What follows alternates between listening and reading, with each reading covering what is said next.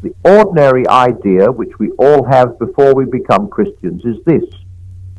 We take as the starting point our ordinary self with its various desires and interests.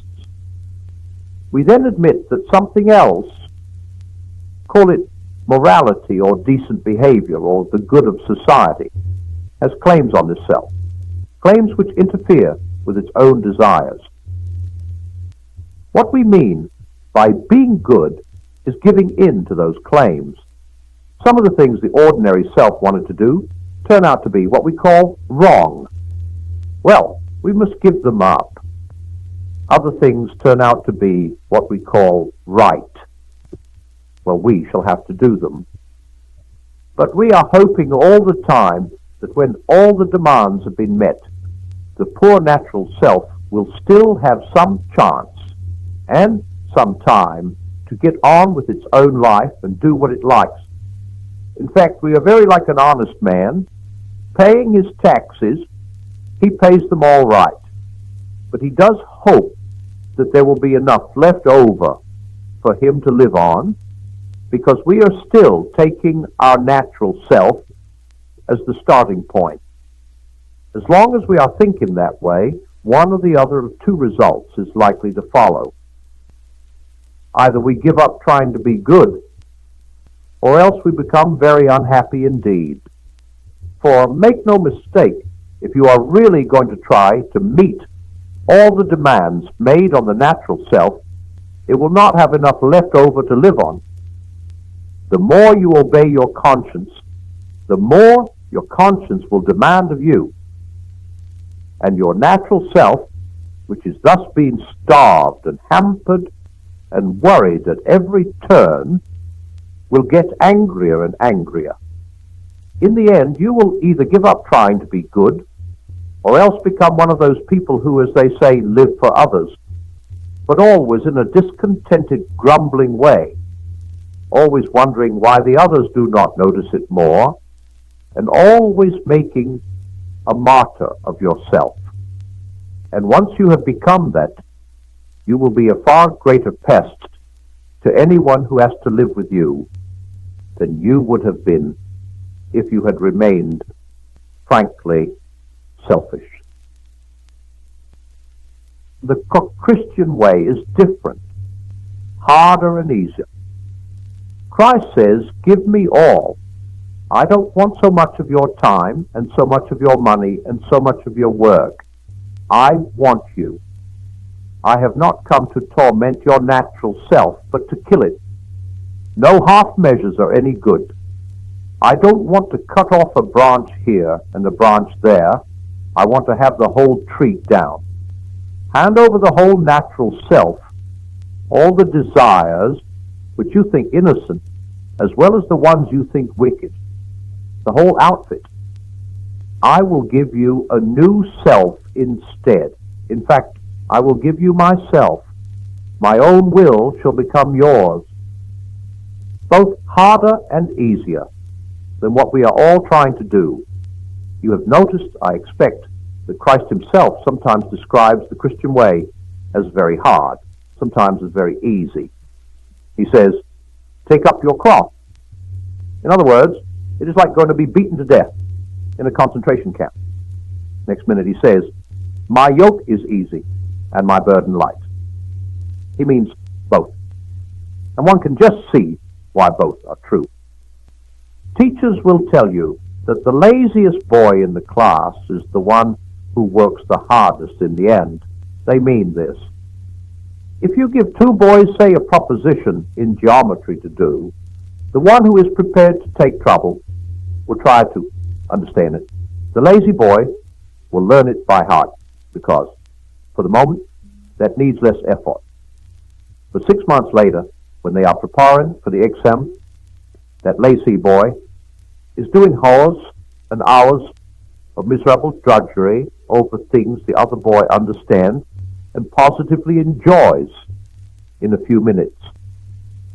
Laziness means more work in the long run. Or look at it this way. In a battle or in mountain climbing, there is often one thing which it takes a lot of pluck to do, but it is also in the long run the safest thing to do. If you funk it, you will find yourself hours later in far worse danger. The cowardly thing is also the most dangerous thing. It is like that here. The terrible thing, the almost impossible thing, is to hand over your whole self, all your wishes and precautions, to Christ. But it is far easier than what we are trying to do instead.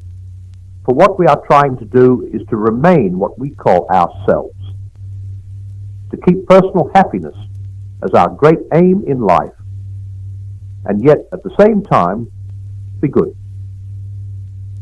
We are all trying to let our mind and heart go their own way, centered on money or pleasure or ambition, and hoping, in spite of this, to behave honestly and chastely and humbly. And that is exactly what Christ warned us you could not do. As he said, a thistle cannot produce figs. If I am a field that contains nothing but grass seed, I cannot produce wheat. Cutting the grass may keep it short, but I shall still produce grass and no wheat. If I want to produce wheat, the change must go deeper than the surface. I must be plowed up and resown. That is why the real problem of the Christian life comes where people do not usually look for it. It comes the very moment you wake up each morning. All your wishes and hopes for the day rush at you like wild animals.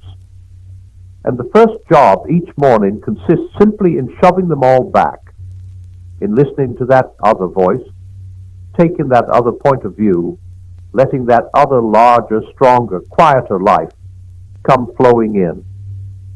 And so on all day, standing back from all your natural fussings and frettings, coming in out of the wind.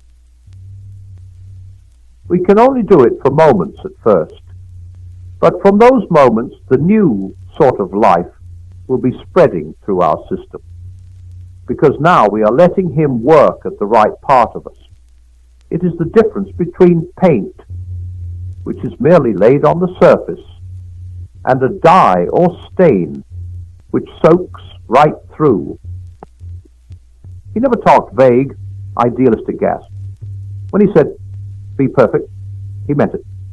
He meant that we must go in for the full treatment. It is hard, but the sort of compromise we are all hankering after is harder. In fact, it is impossible. It may be hard for an egg to turn into a bird. It would be a jolly sight, harder for it to learn to fly while remaining an egg. We are like eggs at present. You cannot go on indefinitely being just an ordinary, decent egg. We must be hatched or go bad. May I come back to what I said before? This is the whole of Christianity. There is nothing else. It is so easy to get muddled about that. It is easy to think that the church has a lot of different objects: education, building, missions, holding services. Just as it is easy to think the state has a lot of different objects: military, political, economic, and whatnot. But in a way, things are much simpler than that. The state exists simply to promote and to protect the ordinary happiness of human beings in this life. A husband and wife chatting over a fire, a couple of friends having a game of darts in a pub, a man reading a book in his own room or digging in his own garden. That is what the state is there for.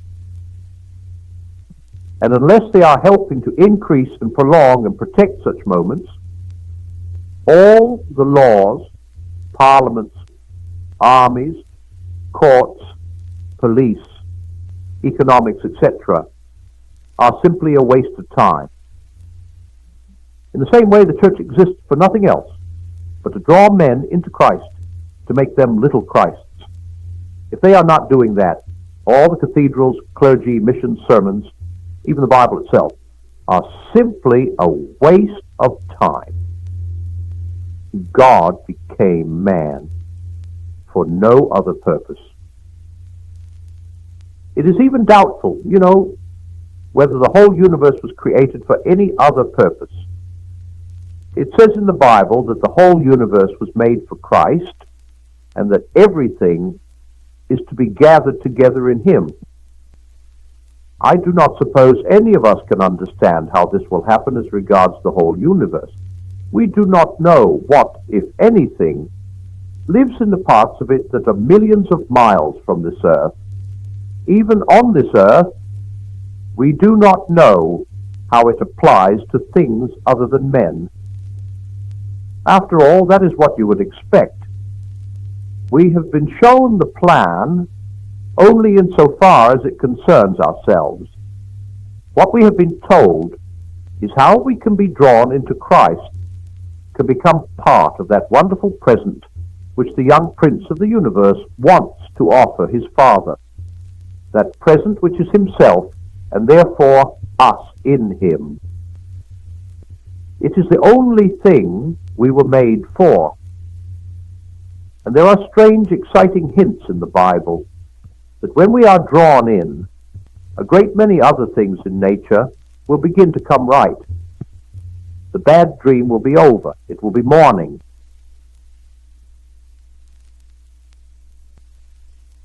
Good works, in the plural, is an expression much more familiar to modern Christendom than good work.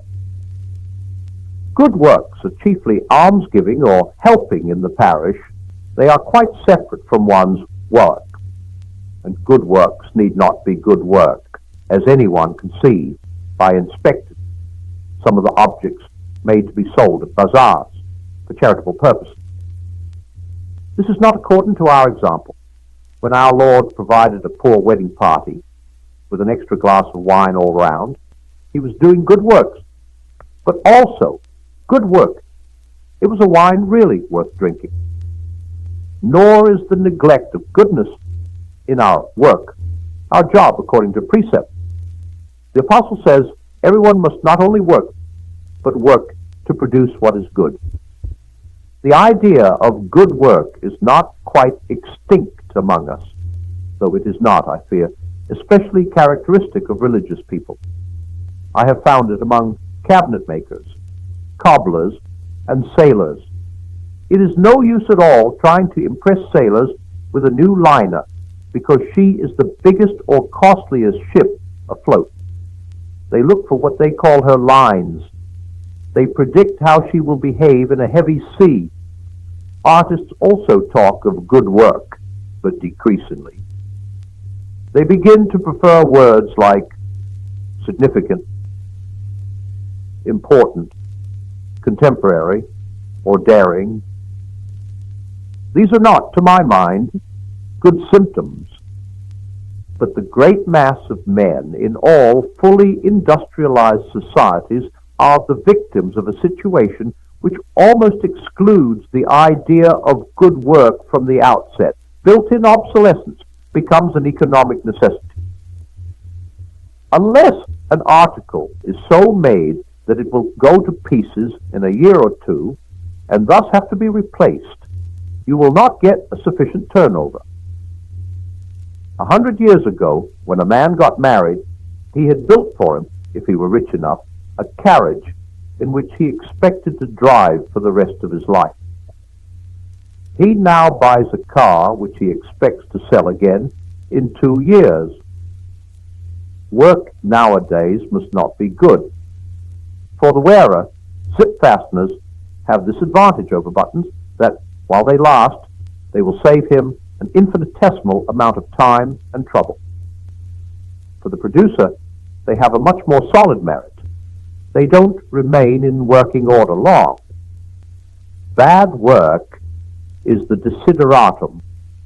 We must avoid taking a glibly moral view of this situation. It is not solely the result of original or actual sin. It has stolen upon us, unforeseen and unintended, the degraded commercialism of our minds is quite as much its result as its cause.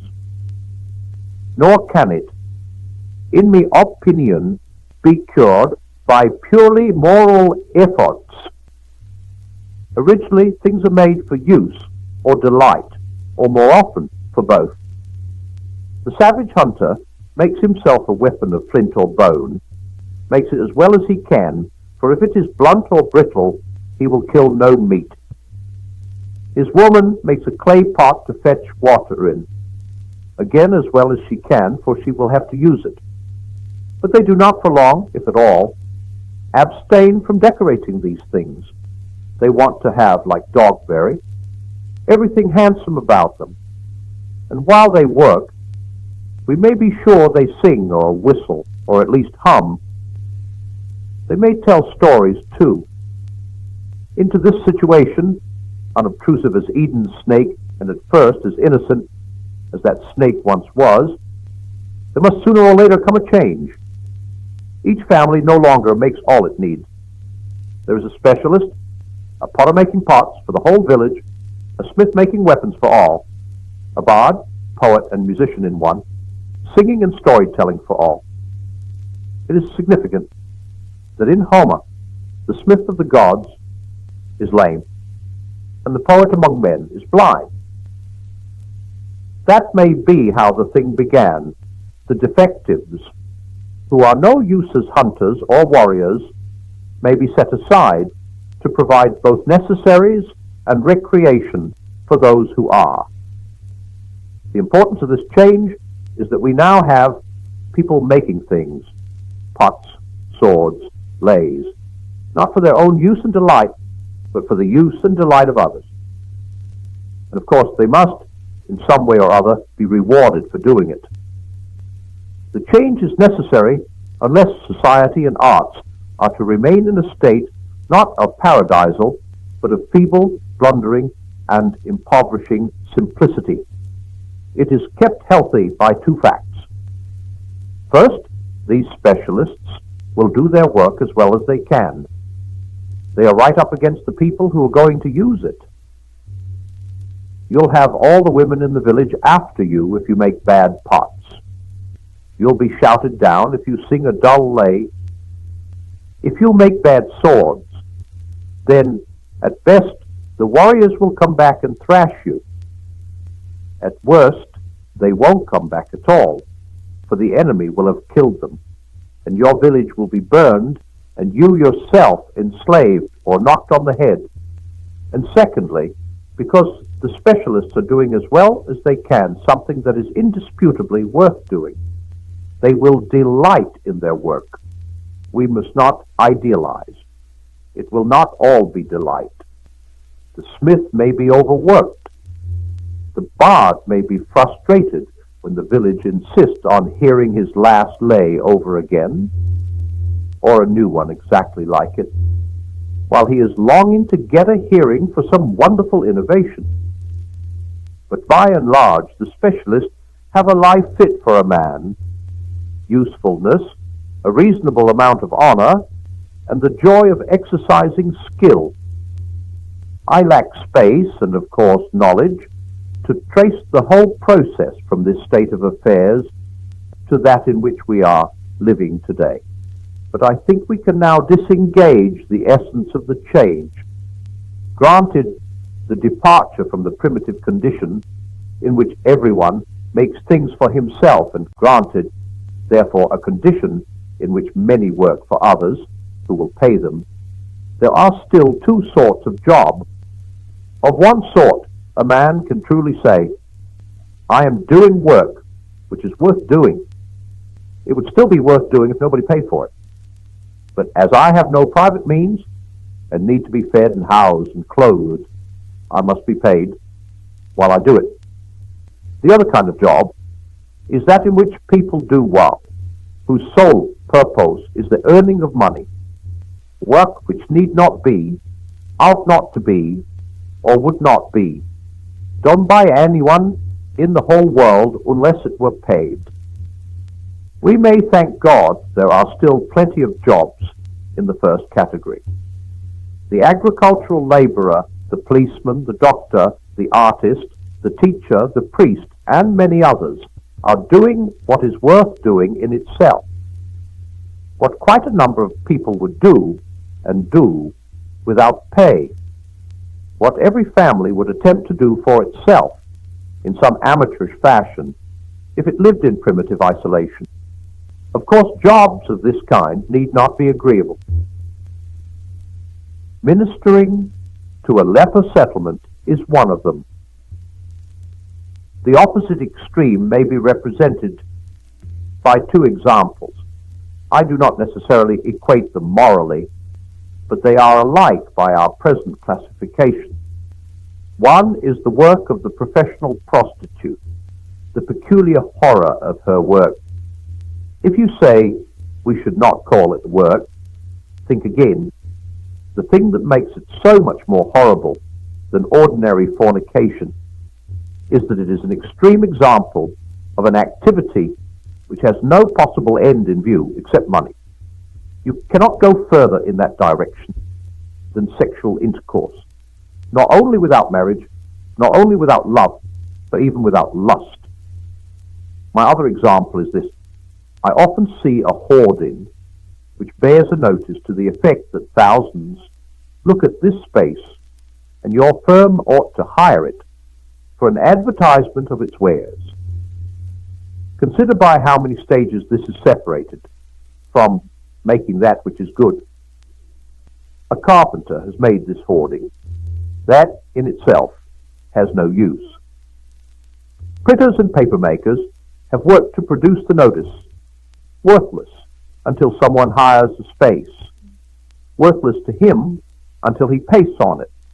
Another notice, still worthless to him unless it persuades someone else to buy his goods, which themselves may well be ugly, useless, and pernicious luxuries that no mortal would have bought unless the advertisement, by its sexy or snobbish incantations, had conjured up in him a factitious desire for them. At every stage of the process, work is being done whose sole value lies in the money it brings. Such would seem to be the inevitable result of a society which depends predominantly on buying and selling. In a rational world, things would be made because they were wanted. In the actual world, wants have to be created in order that people may receive money for making these things. That is why the distrusts or contempt of trade which we find in earlier societies should not be too hastily set down as mere snobbery. The more important trade is, the more people are condemned to. And, worse still, land prefer, what we have called the second kind of job. Work worth doing apart from its pay, enjoyable work, and good work become the privilege of a fortunate minority. The competitive search for customers dominates international situations. Within my lifetime in England, money was very properly collected to buy shirts for some men who were out of work. The work they were out of was the manufacture of shirts. That such a state of affairs cannot be permanent is easily foreseen. But unfortunately, it is most likely to perish by its own internal contradictions in a manner which will cause immense suffering. It can be ended painlessly only if we find some way of ending it voluntarily. And needless to say, I have no plan for doing that. And none of our masters, the big men behind government and industry, would take any notice if I had. The only hopeful sign at the moment is the space race between America and Russia. Since we have got ourselves into a state where the main problem is not to provide people with what they need or like, but to keep people making things, it hardly matters what. Great powers could not easily be better employed than in fabricating costly objects which they then fling overboard. It keeps money circulating and factories working, and it won't do space much harm or not for a long time. But the relief is partial and temporary. The main practical task for most of us is not to give the big men advice about how to end our fatal economy. We have none to give, and they wouldn't listen. But to consider how we can live within it as little hurt and degraded as possible. It is something even to recognize that it is fatal and insane. Just as the Christian has a great advantage over other men, not by being less fallen than they, nor less doomed to live in a fallen world, but by knowing that he is a fallen man in a fallen world. So we shall do better if we remember at every moment what good work was and how impossible it has now become for the majority. We may have to earn our living by taking part in the production of objects which are rotten in quality and which, even if they were good in quality, would not be worth producing.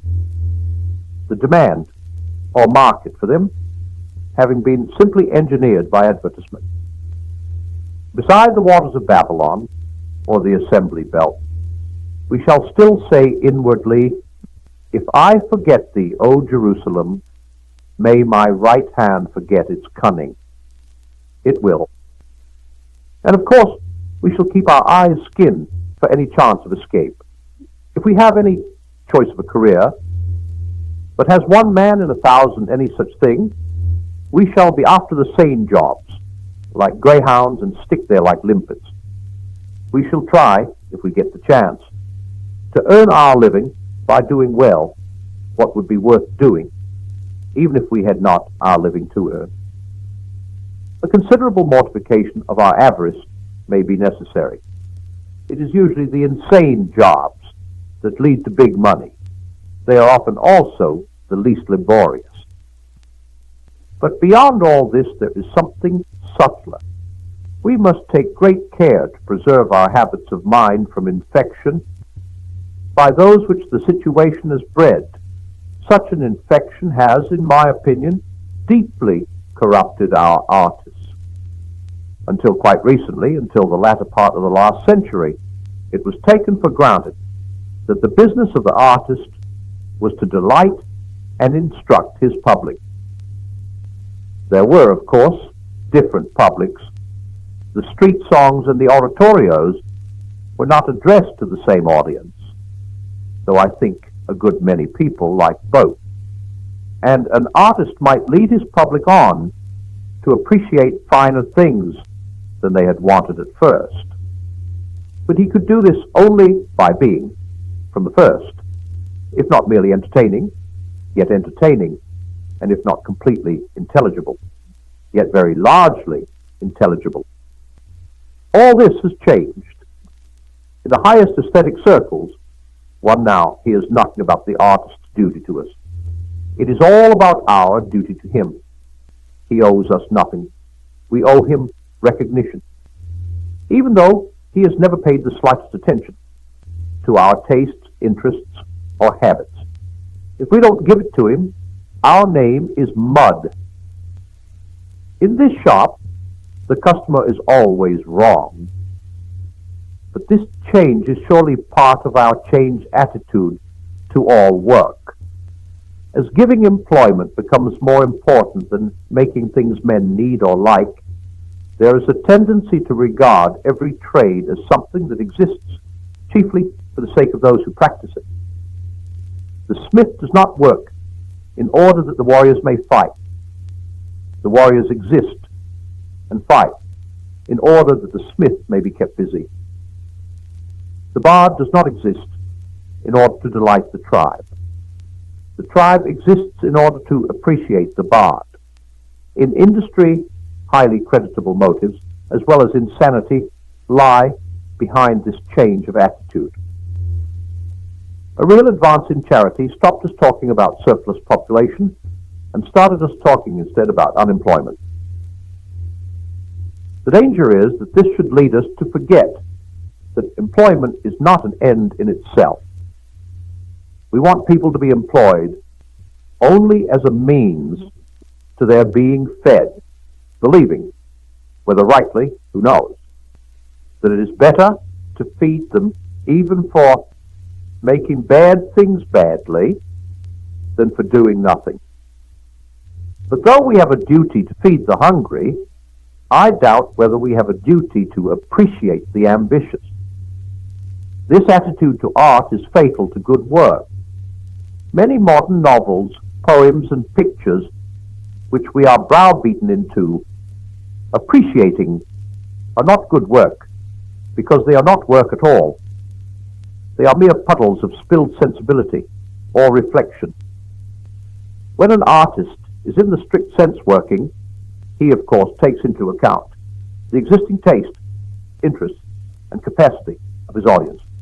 These, no less than the language, the marble, or the paint, are part of his raw material, to be used, tamed, sublimated, not ignored nor defied.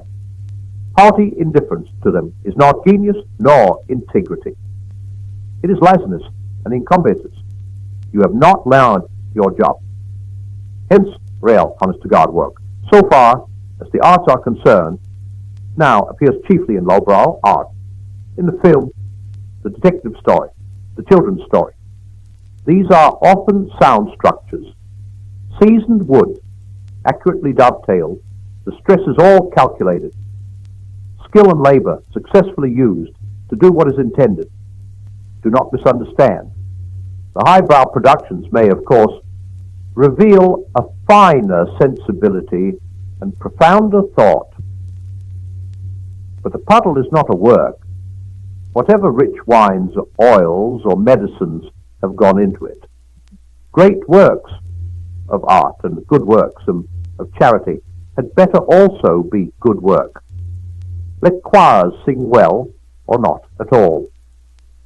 Otherwise we merely confirm the majority in their conviction that the world of business, which does with such efficiency so much that never really needed doing, is the real, the adult, and the practical world.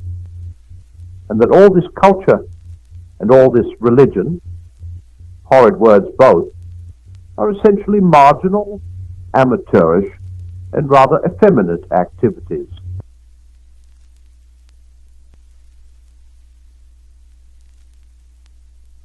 The Cambridge number of the 20th century, 1955. Mr. John Allen asked why so many people go to such lengths to prove to us that really they are not intellectuals at all, and certainly not cultured. I believe I know the answer. Two parallels may help to ease it into the reader's mind. We all know those who shudder at the word refinement as a term of social approval. Sometimes they express their dislike of this usage by facetiously spelling it refinement, with the implication that it is likely to be commonest in the mouths of those whose speech has a certain varnished vulgarity. And I suppose we can all understand the shudder, whether we approve it or not. He who shudders feels that the quality of mind and behavior, which we call refined, is nowhere less likely to occur than among those who aim at and talk much about refinement. Those who have this quality are not obeying any idea of refinement when they abstain from swaggering, spitting, snatching, triumphing, calling names, boasting, or contradicting. These modes of behavior do not occur to them as possible.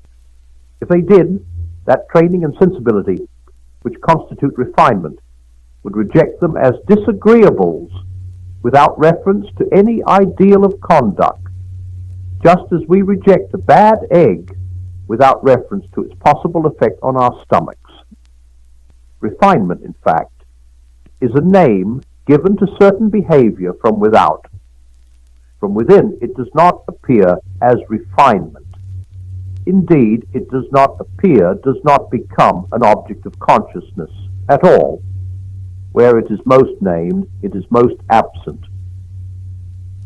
I produce my next parallel with many different kinds of reluctance. but I think it too illuminating to be omitted.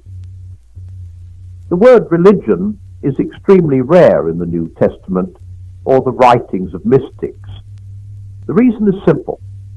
Those attitudes and practices to which we give the collective name of religion are themselves concerned with religion hardly at all. To be religious is to have one's attention fixed on God and on one's neighbor in relation to God. Therefore, almost by definition, a religious man or a man, when he is being religious, is not thinking about religion. He hasn't the time. Religion is what we, or he himself at a later moment, call his activity from outside. Of course, those who disdain the words refinement and religion may be doing so from bad motive. They may wish to impress us with the idea that they are well-bred or holy. Such people are regarding chatter about refinement or religion simply as symptomatic of vulgarity or worldliness, and eschew the symptom to clear themselves from the suspicion of the disease. But there are others who sincerely, and I believe, rightly think that such talk is not merely a symptom of, but a cause active in producing that disease. The talk is inimical to the thing talked of, likely to spoil it where it exists, and to prevent its birth where it is unborn. Now, culture seems to belong to the same class of dangerous and embarrassing words. Whatever else it may mean, it certainly covers deep and genuine enjoyment of literature and the other arts. By using the word enjoyment, I do not mean to beg the vexed question about the role of pleasure in our experience of the arts. I mean frui, not delectari, as we speak of a man enjoying good health or an estate. Now, if I am certain of anything in the world, I am certain that while a man is, in this sense, enjoying Don Giovanni or the Oresteia, he is not caring one farthing about culture. Culture. The irrelevance of it. For just as to be fat or clever means to be fatter or cleverer than most, so to be cultured must mean to be more so than most. And thus, the very word carries the mind at once to comparisons and groupings and life in society. And what has all that to do with the horns that blow as the statue enters? Or Clytemnestra crying, "Now you have named me aright." In Howard's End, Mr. E. M. Forster excellently describes a girl listening to a symphony. She's not thinking about culture, nor about music, nor even about this music. She sees the whole world through the music. Culture, like religion, is a name given from outside to activities which are not themselves interested in culture at all, and would be ruined the moment they were. I do not mean that we are never to talk of things from the outside, but when the things are of high value and very easily destroyed, we must talk with great care, and perhaps the less we talk, the better. To be constantly engaged with the idea of culture, and above all, of culture as something enviable or meritorious, or something that confers prestige, seems to me to endanger those very enjoyments for whose sake we chiefly value it. If we encourage others, or ourselves, to hear, see, or read great art on the ground that it is a cultured thing to do, we call into play precisely those elements in us which must be in abeyance before we can enjoy art at all. We are calling up the desire for self-improvement, the desire for distinction, the desire to revolt from one group and to agree with another, and a dozen busy passions which, whether good or bad in themselves, are, in relation to the arts, simply a blinding and paralyzing distraction. At this point, some may protest that by culture they do not mean the enjoyments themselves, but the whole habit of mind which such experiences, reacting upon one another and reflected on, build up as a permanent possession, and some will wish to include the sensitive and enriching social life which they think will arise among groups of people who share this habit of mind. But this reinterpretation leaves me with the same difficulty. I can well imagine a lifetime of such enjoyment leading a man to such a habit of mind, but on one condition, namely, that he went to the arts for no such purpose. Those who read poetry to improve their minds will never improve their minds by reading poetry, for the true enjoyments must be spontaneous and compulsive, and look to no remoter end. The muses will submit to no marriage of convenience. The desirable habit of mind, if it is to come at all, must come as a byproduct, unsought. The idea of making it one's aim suggests that shattering confidence which Goethe made to Eckermann. In all my youthful amours, the object I had in view was my own ennoblement. To this, I presume, most of us would reply that even if we believe a love affair can ennoble a young man, we feel sure that a love affair undertaken for that purpose would fail of its object, because, of course, it wouldn't be a love affair at all. So much for the individual. But the claims made for the cultured group raise an embarrassing question. What exactly is the evidence that culture produces among those who share it a sensitive and enriching social life? If by sensitive we mean sensitive to real or imagined affronts, a case could be made out. Horace noted long ago that bards are a touchy lot. The lives and writings of the Renaissance humanists and the correspondents in the most esteemed literary periodicals of our own century will show that critics and scholars are the same.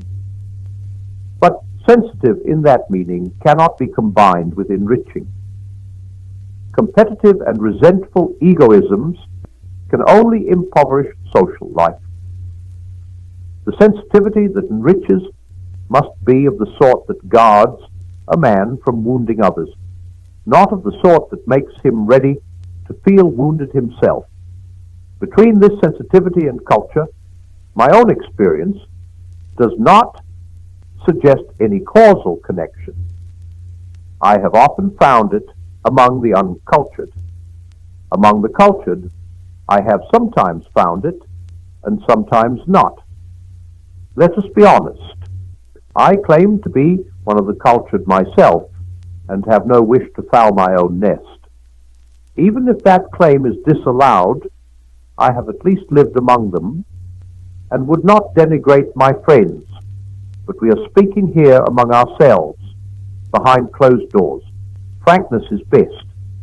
The real traitor to our order is not the man who speaks within that order of its faults, but the man who flatters our corporate self-complacency. I gladly admit that we number among us men and women whose modesty, courtesy, fair-mindedness, patience in disputation, and readiness to see an antagonist's point of view are wholly admirable.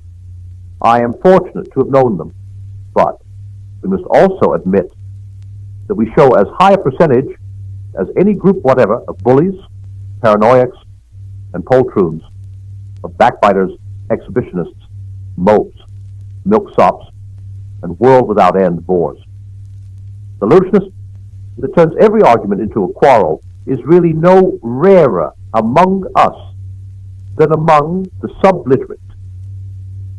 The restless inferiority complex, stern to inflict, but not stubborn to endure, which bleeds at a touch but scratches like a wildcat, is almost as common among us as among schoolgirls. If you doubt this, try an experiment. Take any one of those who vaunt most highly the adjusting, cleansing, liberating, and civilizing effects of culture and ask him about other poets, other critics, other scholars. Not in the mass, but one by one and name by name. 9 times out of 10, he will deny of each what he claimed for all. He will certainly produce very few cases in which, on his own showing, culture has had its boasted results. Sometimes we suspect that he can think of only one. The conclusion most naturally to be drawn from his remarks is that the praise our order can most securely claim is that which Dr. Johnson gave to the Irish. They are an honest people. They never speak well of one another. It is then, at best, extremely doubtful whether culture produces any of those qualities which will enable people to associate with one another graciously, loyally, understandingly, and with permanent delight. When Ovid said that it softened our manners, he was flattering a barbarian king. But even if culture did all these things, we could not embrace it for their sake. This would be to use consciously and self-consciously as means to extraneous ends, things which must lose all their power of conducing to those ends by the very fact of being so used. For many modern exponents of culture seem to me to be impudent in the etymological sense. They lack pudor, they have no shyness where men ought to be shy. They handle the most precious and fragile things with the roughness of an auctioneer and talk of our most intensely solitary and fugitive experiences as if they were selling us a Hoover. It is all really very well summed up in Mr. Allen's phrase in the 20th century, the faith in culture. A faith in culture is as bad as a faith in religion. Both expressions imply a turning away from those very things which culture and religion are about. Culture, as a collective name for certain very valuable activities, is a permissible word, but culture hypostatized, set up on its own, made into a faith, a cause, a banner, a platform, is unendurable. For none of the activities in question cares a straw for that faith or cause. It is like a return to early Semitic religion, where names themselves were regarded as powers. Now a step further. Mr. Allen complained that, not content with creeping out of earshot when we can bear the voices of certain culture mongers no longer, we then wantonly consort, or pretend that we consort, with the lowest of the low brows, and affect to share their pleasures. There are, at this point, still P127, a good many illusions which go over my head. I don't know what AAFN is. I am not fond of cellars, and modern whiskey suits neither my purse, my palate, nor my digestion. But I think I know the sort of thing he has in mind, and I think I can account for it. As before, I will begin with a parallel. Suppose you had spent an evening among very young and very transparent snobs who were feigning a discriminating enjoyment of a great port, though anyone who knew could see very well that, if they had ever drunk port in their lives before, it came from a grocer's. And then suppose that on your journey home, you went into a grubby little tea shop, and there heard an old body in a feather boa say to another old body, with a smack of her lips, "That was a nice cup of tea, dearie, that was. Did me good." Would you not, at that moment, feel that this was like fresh mountain air? For here, at last, would be something real. Here would be a mind really concerned about that in which it expressed concern. Here would be pleasure. Here would be undebauched experience, spontaneous and compulsive, from the fountainhead. A live dog is better than a dead lion. In the same way, after a certain kind of sherry party, where there have been cataracts of culture, but never one word or one glance that suggested a real enjoyment of any art, any person, or any natural object, my heart warms to the schoolboy on the bus who is reading fantasy and science fiction, rapt and oblivious of all the world beside. For here also I should feel that I had met something real and live and unfabricated. Genuine literary experience, spontaneous and compulsive, disinterested. I should have hopes of that boy. Those who have greatly cared for any book whatever may possibly come to care someday for good books. The organs of appreciation exist in them. They are not impotent. And even if this particular boy is never going to like anything severer than science fiction, even so, the child whose love is here at least doth reap one precious gain, that he forgets himself. I should still prefer the live dog to the dead lion, perhaps even the wild dog to the overtamed poodle or peak. I should not have spent so many words on answering Mr. Allen's question. Neither of us matters sufficiently to justify it. Unless I thought that the discussion led to something of more consequence. This I will now try to develop. Mr. Forster feels anxious because he dreads theocracy. Now, if he expects to see a theocracy set up in modern England, I myself believe his expectation to be wholly chimerical. But I wish to make it very clear that if I thought the thing in the least probable, I should feel about it exactly as he does. I fully embrace the maxim, which he borrows from a Christian, that all power corrupts. I would go further.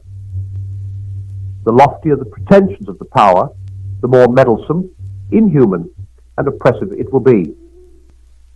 Theocracy is the worst of all possible governments. All political power is at best a necessary evil, but it is least evil when its sanctions are most modest and commonplace, when it claims no more than to be useful or convenient and sets itself strictly limited objectives. Anything transcendental or spiritual, or even anything very strongly ethical in its pretensions is dangerous and encourages it to meddle with our private lives. Let the shoemaker stick to his last. Thus, the Renaissance doctrine of divine right is for me a corruption of monarchy. Rousseau's general will of democracy, racial mysticisms of nationality. And theocracy, I admit and even insist, is the worst corruption of all. But then, I don't think we are in any danger of it. What I think we are really in danger of is something that would be only 1 degree less intolerable, and intolerable in almost the same way. I would call it Charientocracy. Not the rule of the saints, but the rule of the Calientes, the Venustiores, the Hotel de Rambouillet, the wits, the polite, the souls, the apostles, the sensitive, the cultured, the integrated, or whatever the latest password may be. I will explain how I think it could come about. The old social classes have broken up. 2 results follow. On the one hand, since most men, as Aristotle observed, do not like to be merely equal with all other men, we find all sorts of people building themselves into groups within which they can feel superior to the mass. Little unofficial, self-appointed aristocracy. The cultured increasingly form such a group. Notice the tendency to use the social term vulgar of those who disagree with them. Notice that Mr. Allen spoke of rebels against, or deserters from, this group, as denying not that they are intellectual, but that they are intellectuals, not hiding equality, but deprecating inclusion in the class. On the other hand, inevitably, there is coming into existence a new real ruling class, what has been called the managerial class. The coalescence of these 2 groups, the unofficial, self-appointed aristocracy of the cultured and the actual managerial rulers, will bring us to Charientocracy, But the two groups are already coalescing because education is increasingly the means of access to the managerial class. And of course, education, in some sense, is a very proper means of access. We do not want our rulers to be dunces. But education is coming to have a new significance. It aspires to do and can do far more to the pupil than education, except perhaps that of the Jesuits, has ever done before. For one thing, the pupil is now far more defenseless in the hands of his teachers. He comes increasingly from businessmen's flats or workmen's cottages in which there are few books or none. He has hardly ever been alone. The educational machine seizes him very early and organizes his whole life to the exclusion of all unsuperintended solitude or leisure. The hours of unsponsored, uninspected, perhaps even forbidden reading, the ramblings, and the long, long thoughts in which those of luckier generations first discovered literature and nature and themselves are a thing of the past. If a Traherne or a Wordsworth were born today, he would be cured before he was 12. In short, the modern pupil is the ideal patient for those masters who, not content with teaching a subject, would create a character. Helpless plasticity. Or if by chance, for nature will be nature, he should have any powers of resistance, they know how to deal with him. I am coming to that point in a moment. Secondly, the nature of the teaching has changed. In a sense, it has changed for the better. That is, it demands far more of the master, and in recompense makes his work more interesting. It has become far more intimate and penetrating, more inward. Not content with making sure that the pupil has read and remembered the text, it aspires to teach him appreciation. It seems harsh to quarrel with what at first sounds so reasonable an aim. Yet there is a danger in it. Everyone now laughs at the old test paper with its context questions and the like, and people ask, what good can that sort of thing do a boy? But surely to demand that the test paper should do the boy good is like demanding that a thermometer should heat a room. It was the reading of the text which was supposed to do the boy good. You set the paper to find out if he had read it. And just because the paper did not force the boy to produce or to feign appreciation, it left him free to develop in private, spontaneously, as an out-of-school activity which would never earn any marks, such appreciation as he could. That was a private affair between himself and Virgil, or himself and Shakespeare. 9 times out of 10, probably, nothing happened at all. But whenever appreciation did occur, and quite certainly it sometimes did, it was genuine, suited to the boy's age and character, no exotic but the healthy growth of its native soil and weather. But when we substitute exercises in practical criticism for the old dry papers, a new situation arises. The boy will not get good marks, which means in the long run that he will not get into the managerial class unless he produces the kind of responses and the kind of analytic method which commend themselves to his teacher. This means at best that he is trained to the precocious anticipation of responses and of a method inappropriate to his years. At worst, it means that he is trained in the not very difficult art of simulating the orthodox responses. For nearly all boys are good mimics. Depend upon it. Before you have been teaching for a term, everyone in the form knows pretty well the sort of stuff that goes down with prickly Popeye. In the crude old days, they knew that what went down, and the only thing that went down, was correct answers to factual questions, and there were only two ways of producing those, working or cheating. The thing would not be so bad if the responses which the pupils had to make were even those of the individual master. But we have already passed that stage. Somewhere, I have not yet tracked it down, there must be a kind of culture mongers central bureau which keeps a sharp lookout for deviationists. At least there is certainly someone who sends little leaflets to schoolmasters, printing half a dozen poems on each, and telling the master not only which the pupils must be made to prefer, but exactly on what grounds. The impertinence of it! We know what Mulcaster or Boyer would have done with those leaflets. Thus to say that under the nascent regime, education alone will get you into the ruling class may not mean simply that the failure to acquire certain knowledge and to reach a certain level of intellectual competence will exclude you. That would be reasonable enough. But it may come to mean, perhaps means already, something more. It means that you cannot get in without becoming or without making your masters believe that you have become a very specific kind of person, one who makes the right responses to the right authors. In fact, you can get in only by becoming, in the modern sense of the word, cultured.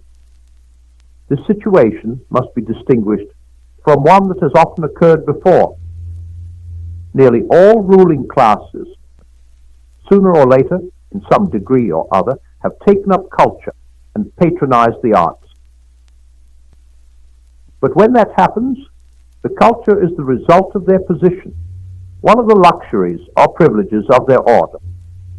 The situation we are now facing will be almost the opposite. Entry into the ruling class will be the reward of culture. Thus we reach chariontocracy. Not only is the thing likely to happen, it is already planned and avowed. Mr. J.W. Saunders has set it all out in an excellent article entitled Poetry in the Managerial Age, Essays and Criticism, IVU, 3 July 1954. He there faces the fact that modern poets are read almost exclusively by one another. He looks about for a remedy. Naturally, he does not suggest that the poets should do anything about it, for it is taken as basic by all the culture of our age that whenever artists and audience lose touch, the fault must be wholly on the side of the audience. I have never come across the great work in which this important doctrine is proved. The remedy which occurs to Mr. Saunders is that we should provide our poets with a conscript audience, a privilege last enjoyed, I believe, by Nero. And he tells us how this can be done.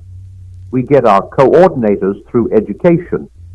Success in examinations is the road into the ruling class. All that we need do, therefore, is to make not just poetry, but the intellectual discipline which the critical reading of poetry can foster, the backbone of our educational system. In other words, practical criticism, or something of the sort, exercised, no doubt, chiefly on modern poets, is to be the indispensable subject. Failure in which excludes you from the managerial class. And so our poets get their conscript readers. Every boy or girl who is born is presented with the choice. Read the poets whom we, the cultured, approve, and say the sort of things we say about them, or be a pro. And this, picking up a previous point, shows how chariontocracy can deal with the minority of pupils who have tastes of their own and are not pure plasticine. They get low marks. You kick them off the educational ladder at a low rung, and they disappear into the proletariat. Another advantage is that Besides providing poets with a conscript audience for the moment, you can make sure that the regnant literary dynasty will reign almost forever. For the deviationists whom you have kicked off the ladder will of course include all those troublesome types who, in earlier ages, were apt to start new schools and movements. If there had been a sound chariontocracy in their day, the young Chaucer, the young Donne, the young Wordsworth and Coleridge could have been dealt with, and thus literary history, as we have known it in the past, may come to an end. Literary man, so long a wild animal, will have become a tame one. Having explained why I think a chariontocracy probable, I must conclude by explaining why I think it undesirable. Culture is a bad qualification for a ruling class because it does not qualify men to rule. The things we really need in our rulers, mercy, financial integrity, practical intelligence, hard work, and the like, are no more likely to be found in cultured persons than in anyone else. Culture is a bad qualification in the same way as sanctity. Both are hard to diagnose and easy to feign. Of course, not every chariontocrat will be a cultural hypocrite, nor every theocrat a tough. But both systems encourage hypocrisy and make the disinterested pursuit of the quality they profess to value more difficult. But hypocrisy is not the only evil they encourage. There are, as in piety, so in culture, states which, if less culpable, are no less disastrous. In the one we have the goody-goody, the docile youth who has neither revolted against nor risen above the routine pietisms and respectabilities of his home. His conformity has won the approval of his parents, his influential neighbors, and his own conscience. He does not know that he has missed anything and is content. In the other, we have the adaptable youth, to whom poetry has always been something set for evaluation. Success in this exercise has given him pleasure and let him into the ruling class. He does not know what he has missed, does not know that poetry ever had any other purpose, and is content. Both types are much to be pitied, but both can sometimes be very nasty.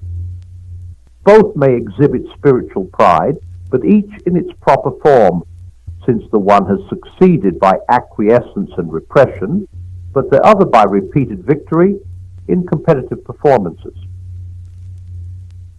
To the pride of the one, sly, simpering, and demure, we might apply Mr. Allen's word, smug, especially if we let in a little of its older sense. My epithet for the other would, I think, be swaggering. It tends, in my experience, to be raw, truculent, eager to give pain, insatiable in its demands for submission, resentful and suspicious of disagreement. Where the goody-goody slinks and sidles and purrs, and sometimes scratches, like a cat, his opposite number in the ranks of the cultured gobbles, like an enraged turkey. And perhaps both types are less curable than the hypocrite proper. A hypocrite might conceivably repent and mend, or he might be unmasked and rendered innocuous. But who could bring to repentance, and who can unmask those who were attempting no deception, who don't know that they are not the real thing, because they don't know that there ever was a real thing? Lastly, I reach the point where my objections to theocracy and to chariontocracy are almost identical. Lilies that fester smell far worse than weeds. The higher the pretensions of our rulers are, the more meddlesome and impertinent their rule is likely to be, and the more the thing in whose name they rule will be defiled. The highest things have the most precarious foothold in our nature. By making sanctity or culture a moyen de parvenir, you help to drive them out of the world. Let our masters leave these two, at least, alone. Leave us some region where the spontaneous, the unmarketable, the utterly private can still exist. As far as I am concerned, Mr. Allen fell short of the mark when he spoke of a retreat from the faith in culture. I don't want retreat. I want attack, or, if you prefer the word rebellion. I write in the hope of rousing others to rebel. So far as I can see, the question has nothing to do with the difference between Christians and those who, unfortunately, since the word has long borne a useful and wholly different meaning, have been called humanists. I hope that red herring will not be brought in. I would gladly believe that many atheists and agnostics care for the things I care for. It is for them I have written. To them I say, the faith in culture is going to strangle all those things unless we can strangle it first. And there is no time to spare.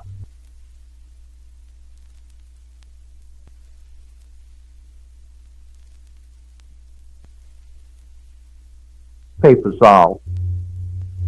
have more than once been read to the Socratic Club at Oxford, in which a contrast was drawn between a supposedly Christian attitude and a supposedly scientific attitude to belief.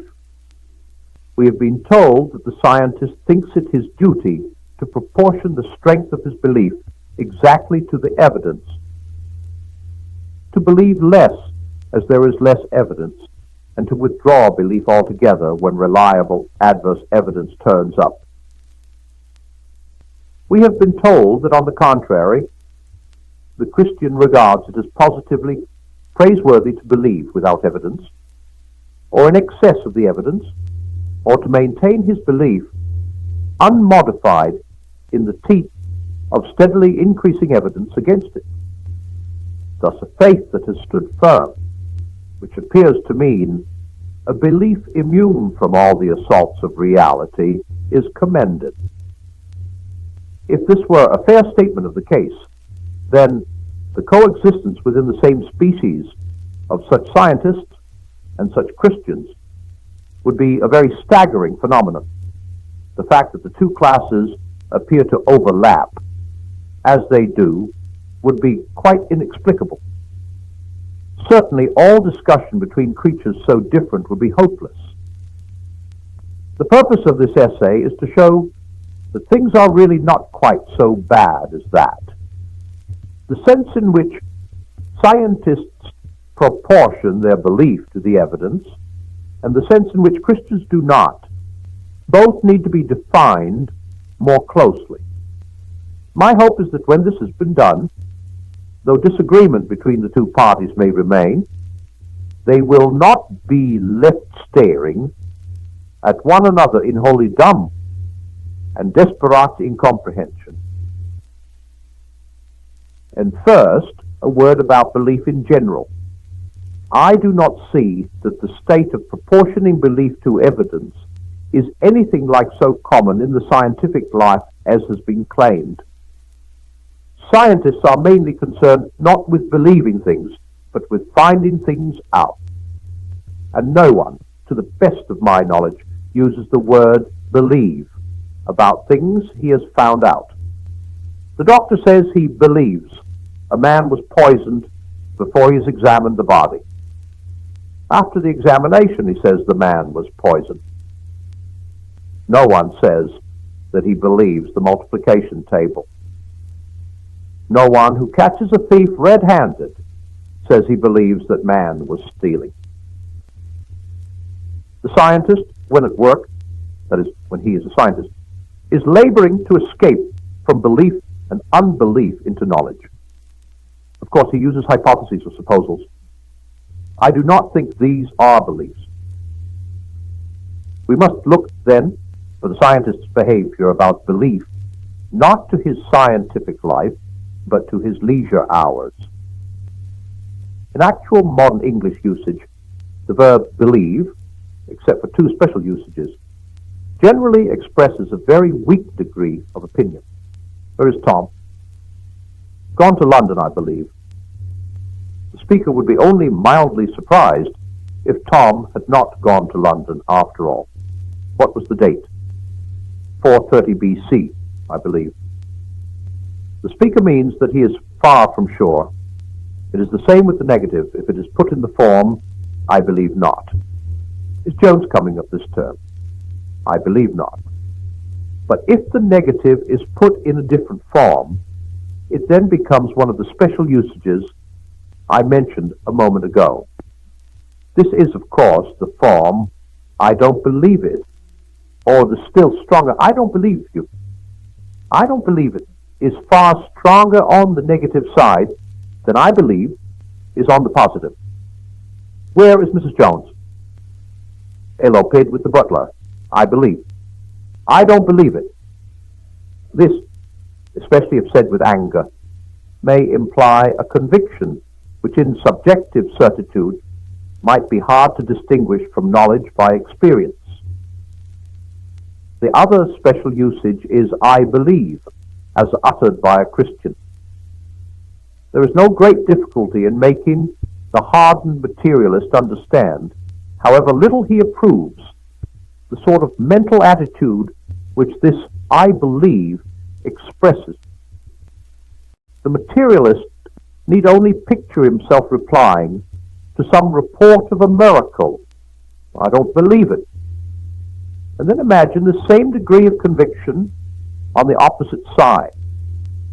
He knows that he cannot there and then produce a refutation of the miracle which would have the certainty of mathematical demonstration, but the formal possibility that the miracle might, after all, have occurred does not really trouble him any more than a fear that water might not be H&O. Similarly, the Christian does not necessarily claim to have demonstrative proof, but the formal possibility that God might not exist is not necessarily present in the form of the least actual doubt. Of course, there are Christians who hold that such demonstrative proof exists, just as there may be materialists who hold that there is demonstrative disproof.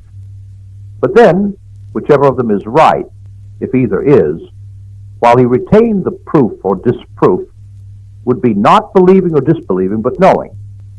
We are speaking of belief and disbelief in the strongest degree, but not of knowledge.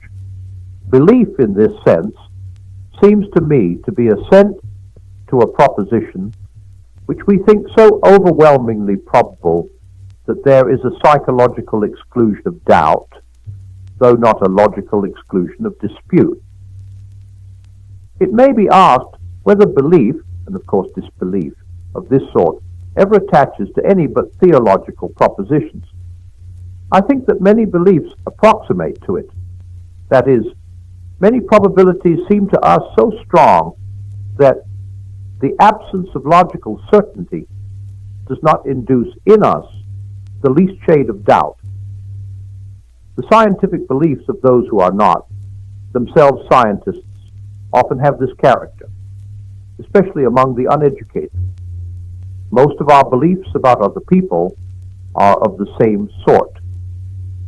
The scientist himself, or he who was a scientist in the laboratory, has beliefs about his wife and friends, which he holds, not indeed without evidence, but with more certitude than the evidence, if weighed in the laboratory manner, would justify. Most of my generation had a belief in the reality of the external world and of other people, if you prefer it, a disbelief in solipsism, far in excess of our strongest arguments.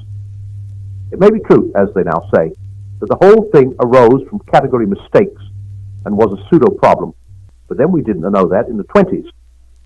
Yet we managed to disbelieve in solipsism all the same. There is, of course, no question so far of belief without evidence. we must beware of confusion between the way in which a Christian first assents to certain propositions and the way in which he afterwards adheres to them. These must be carefully distinguished.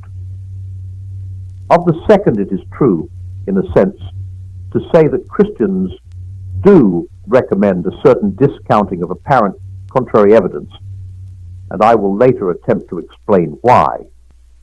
But so far as I know, it is not expected that a man should assent to these propositions in the first place without evidence, or in the teeth of the evidence.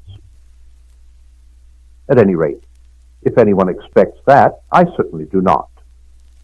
And in fact, the man who accepts Christianity always thinks he had good evidence, whether like Dante, physici e metaphysici, argumenti, or historical evidence, or the evidence of religious experience, or authority, or all these together.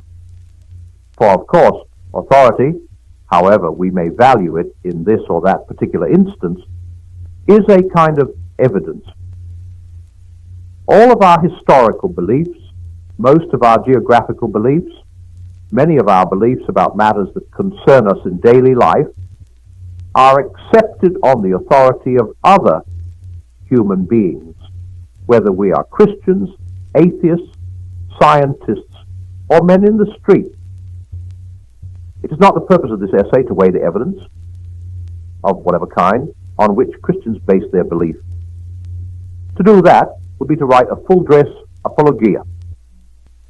All that I need do here is to point out that, at the very worst, this evidence cannot be so weak as to warrant the view that all whom it convinces are indifferent to evidence. The history of thought seems to make this quite plain. We know, in fact, that believers are not cut off from unbelievers by any portentous inferiority of intelligence or any perverse refusal to think. Many of them have been people of powerful minds. Many of them have been scientists. We may suppose them to have been mistaken, but we must suppose that their error was at least plausible.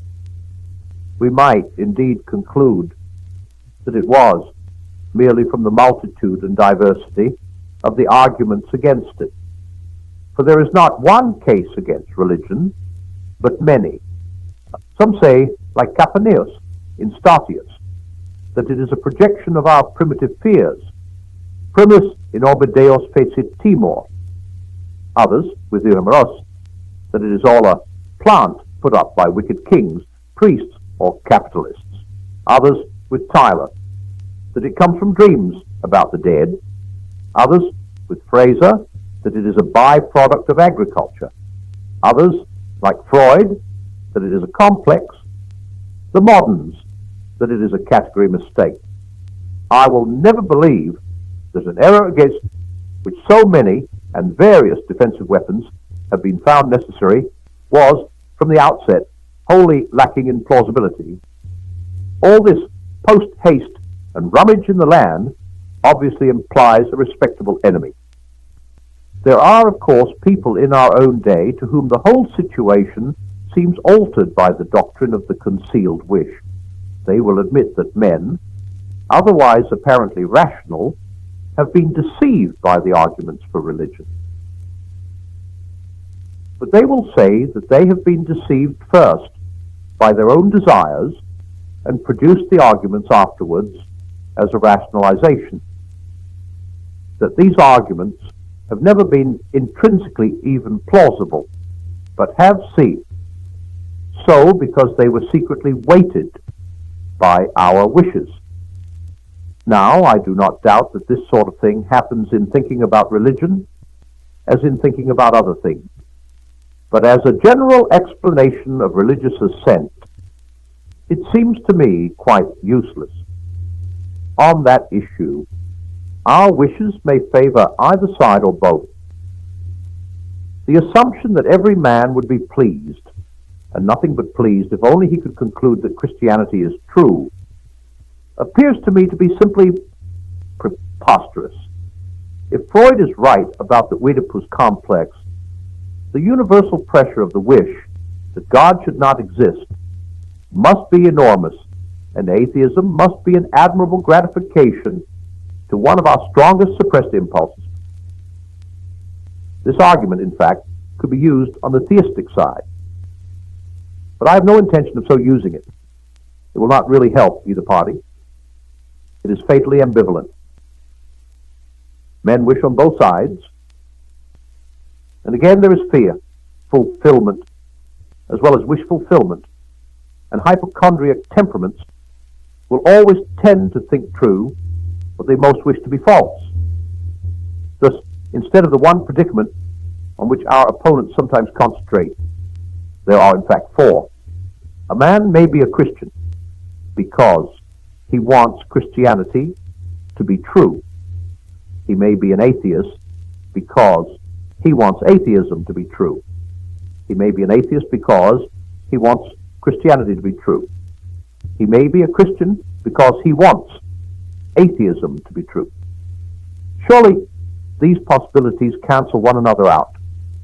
They may be of some use in analyzing a particular instance of belief or disbelief where we know the case history, but as a general explanation of either, they will not help us. I do not think they overthrow the view that there is evidence both for and against the Christian propositions which fully rational minds, working honestly, can assess differently. I therefore ask you to substitute a different and less tidy picture for that with which we began. In it, you remember, two different kinds of men, scientists, who proportioned their belief to the evidence, and Christians who did not, were left facing one another across a chasm. The picture I should prefer is like this. All men alike, on questions which interest them, escape from the region of belief into that of knowledge when they can, and if they succeed in knowing, they no longer say they believe. The questions in which mathematicians are interested admit of treatment by a particularly clear and a strict technique.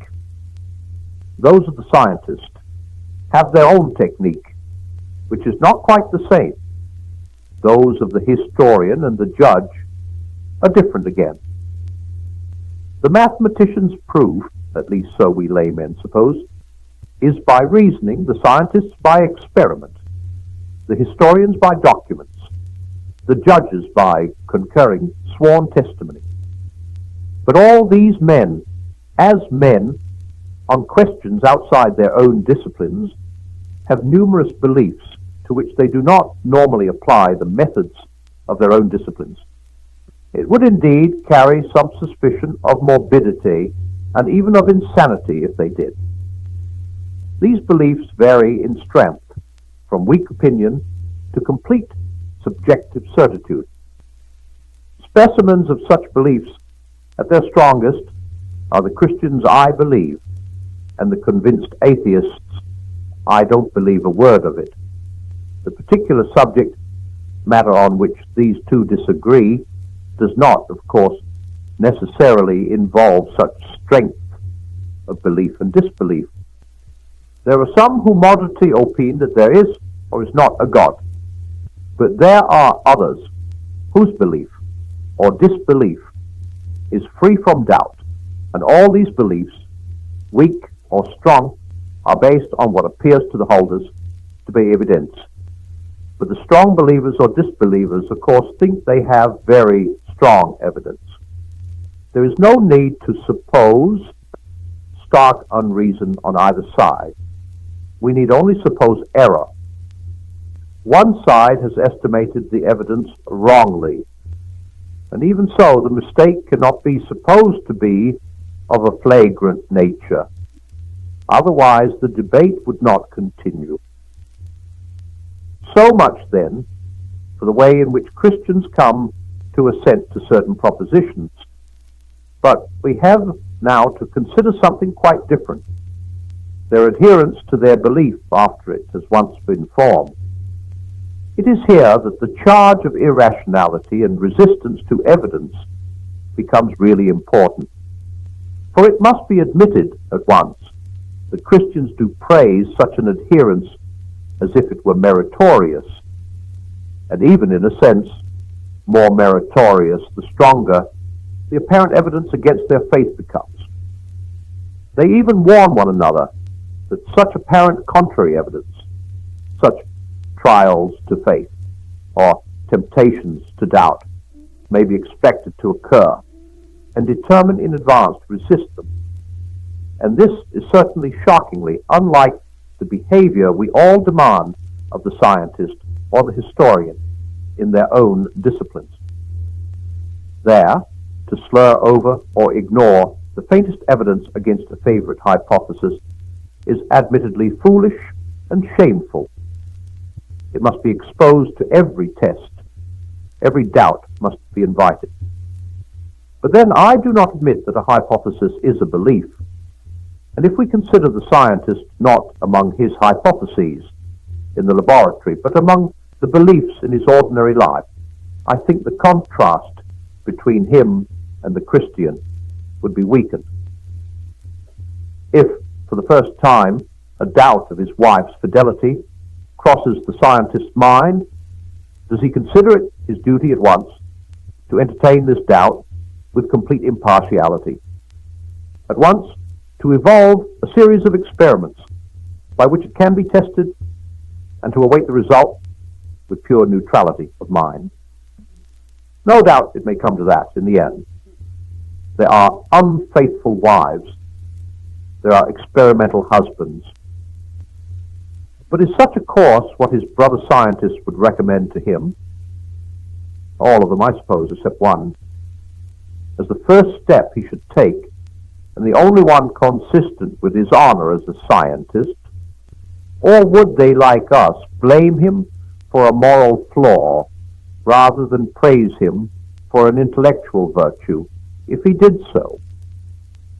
This is intended, however, merely as a precaution against exaggerating the difference between Christian obstinacy in belief and the behavior of normal people about their non-theological beliefs.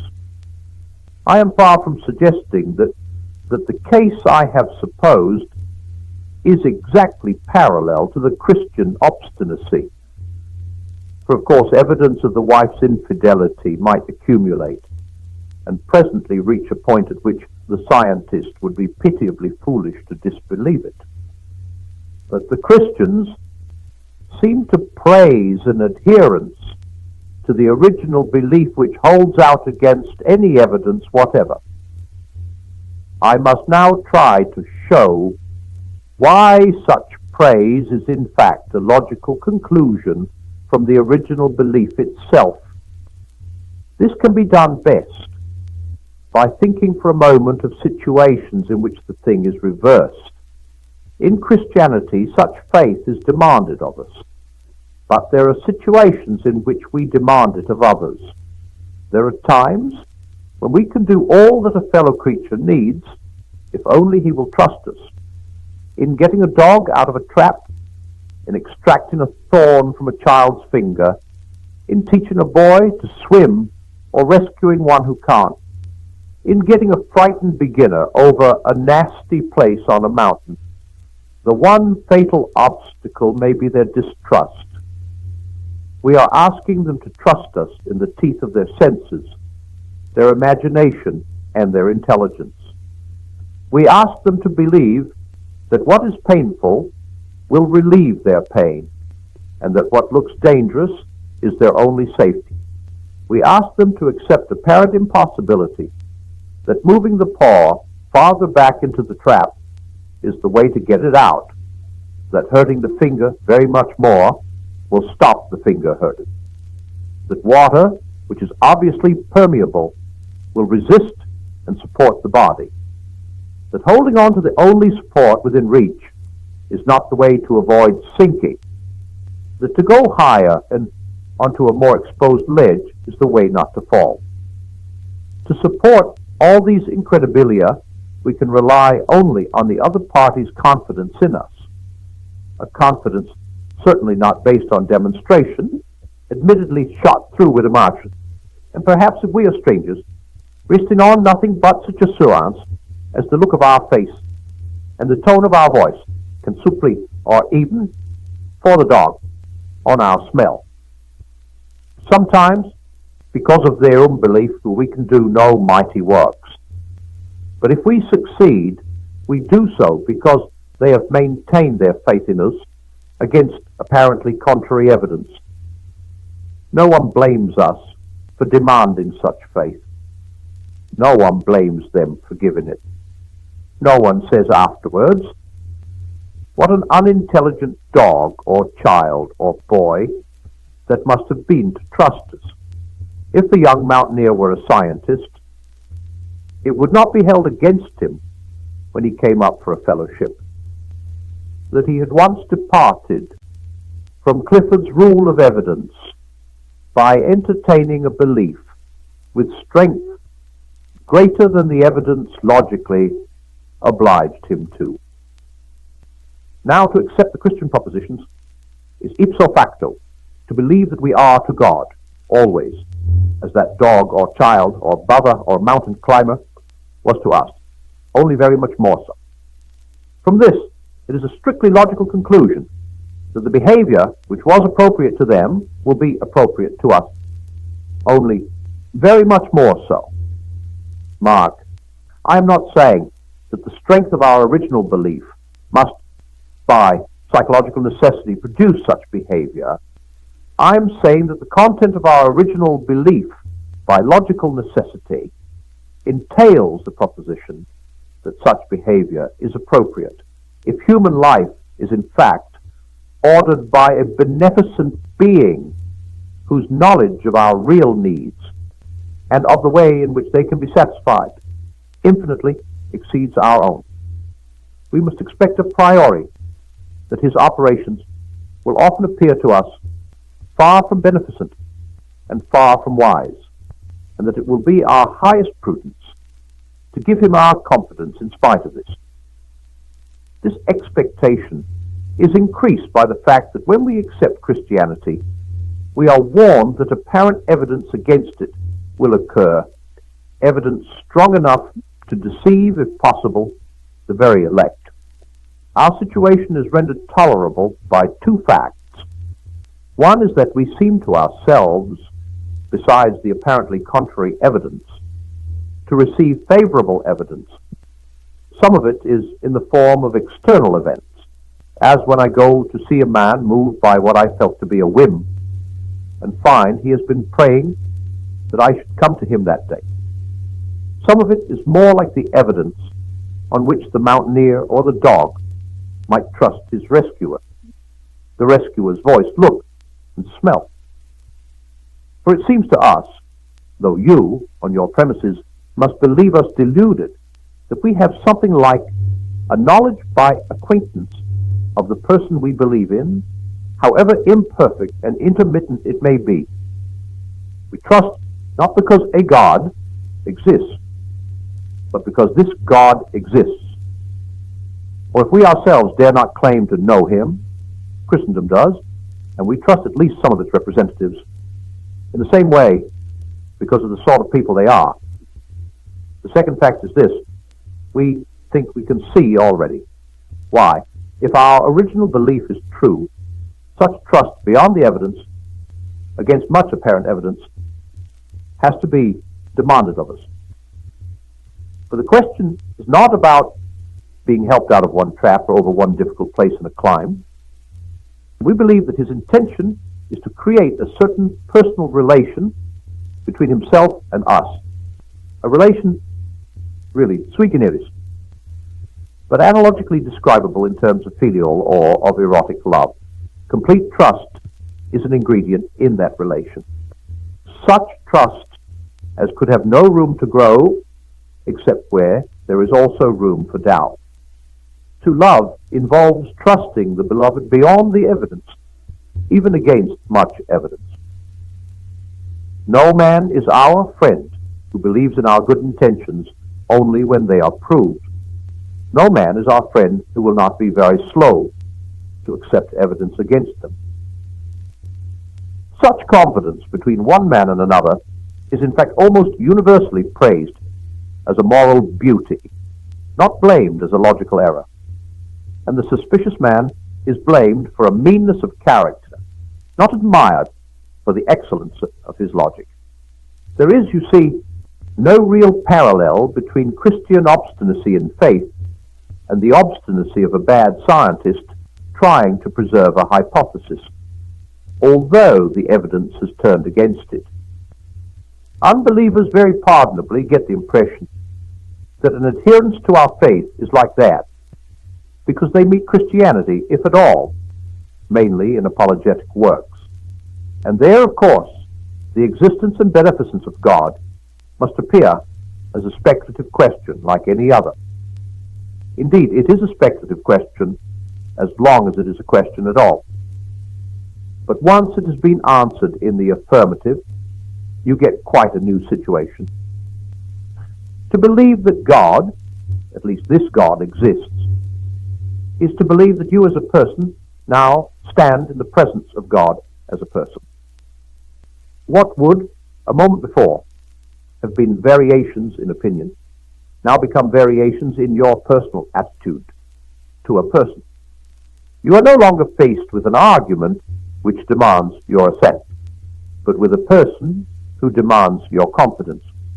A faint analogy would be this: it is one thing to ask in vacuo whether so-and-so will join us tonight, and another to discuss this when so-and-so's honor is pledged to come, and some great matter depends on his coming. In the first case, it would be merely reasonable, as the clock ticked on, to expect him less and less.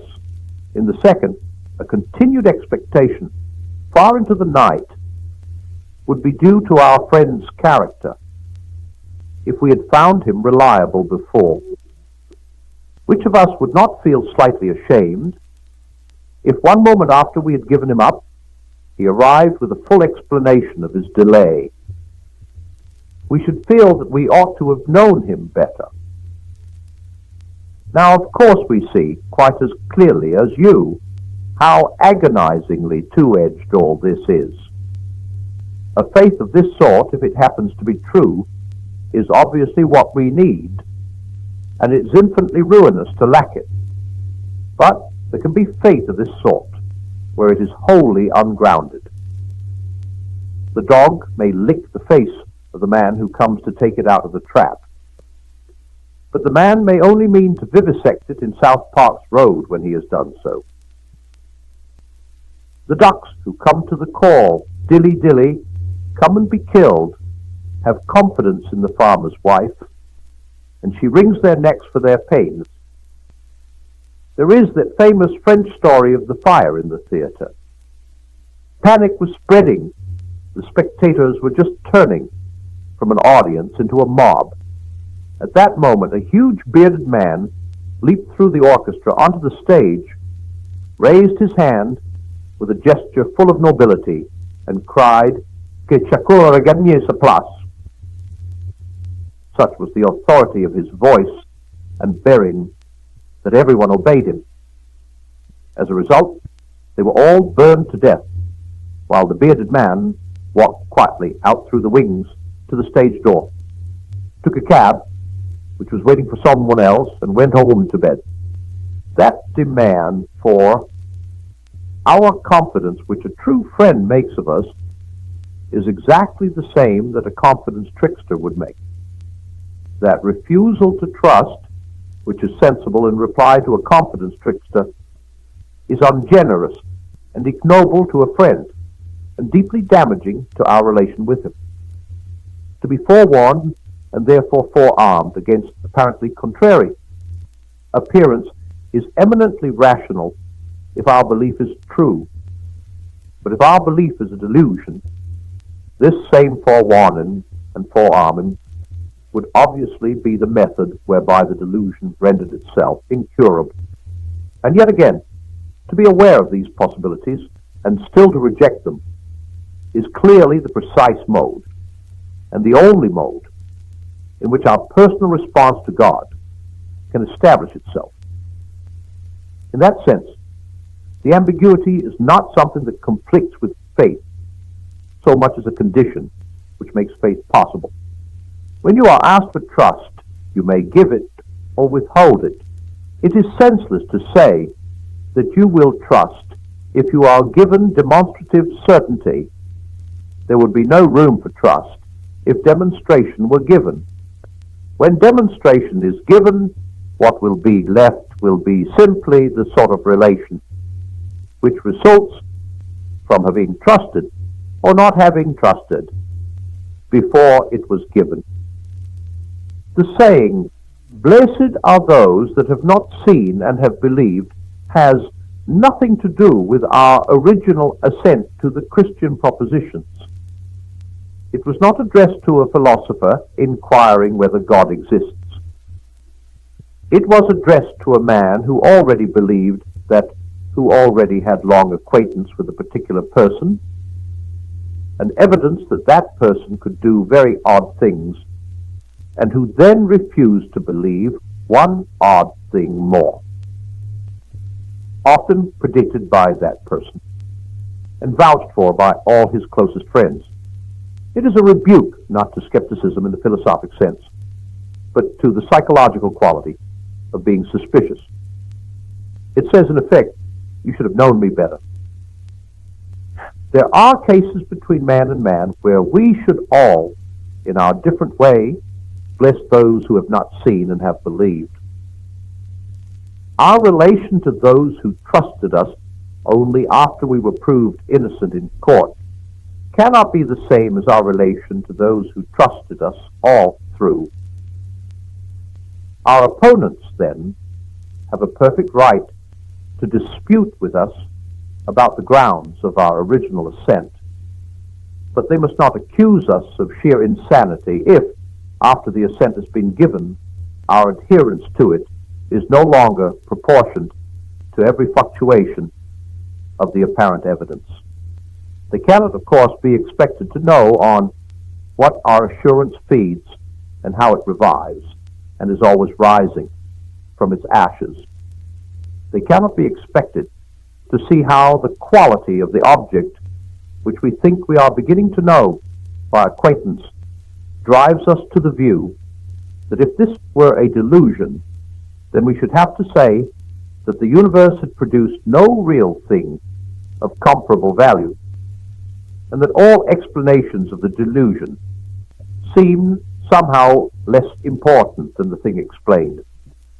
That is knowledge we cannot communicate, but they can see how the assent of necessity moves us from the logic of speculative thought into what might perhaps be called the logic of personal relations. What would, up till then, have been variations simply of opinion become variations of conduct by a person to a person. Credere deum esse turns into credere in deum, and deum here is this God, the increasingly knowable Lord.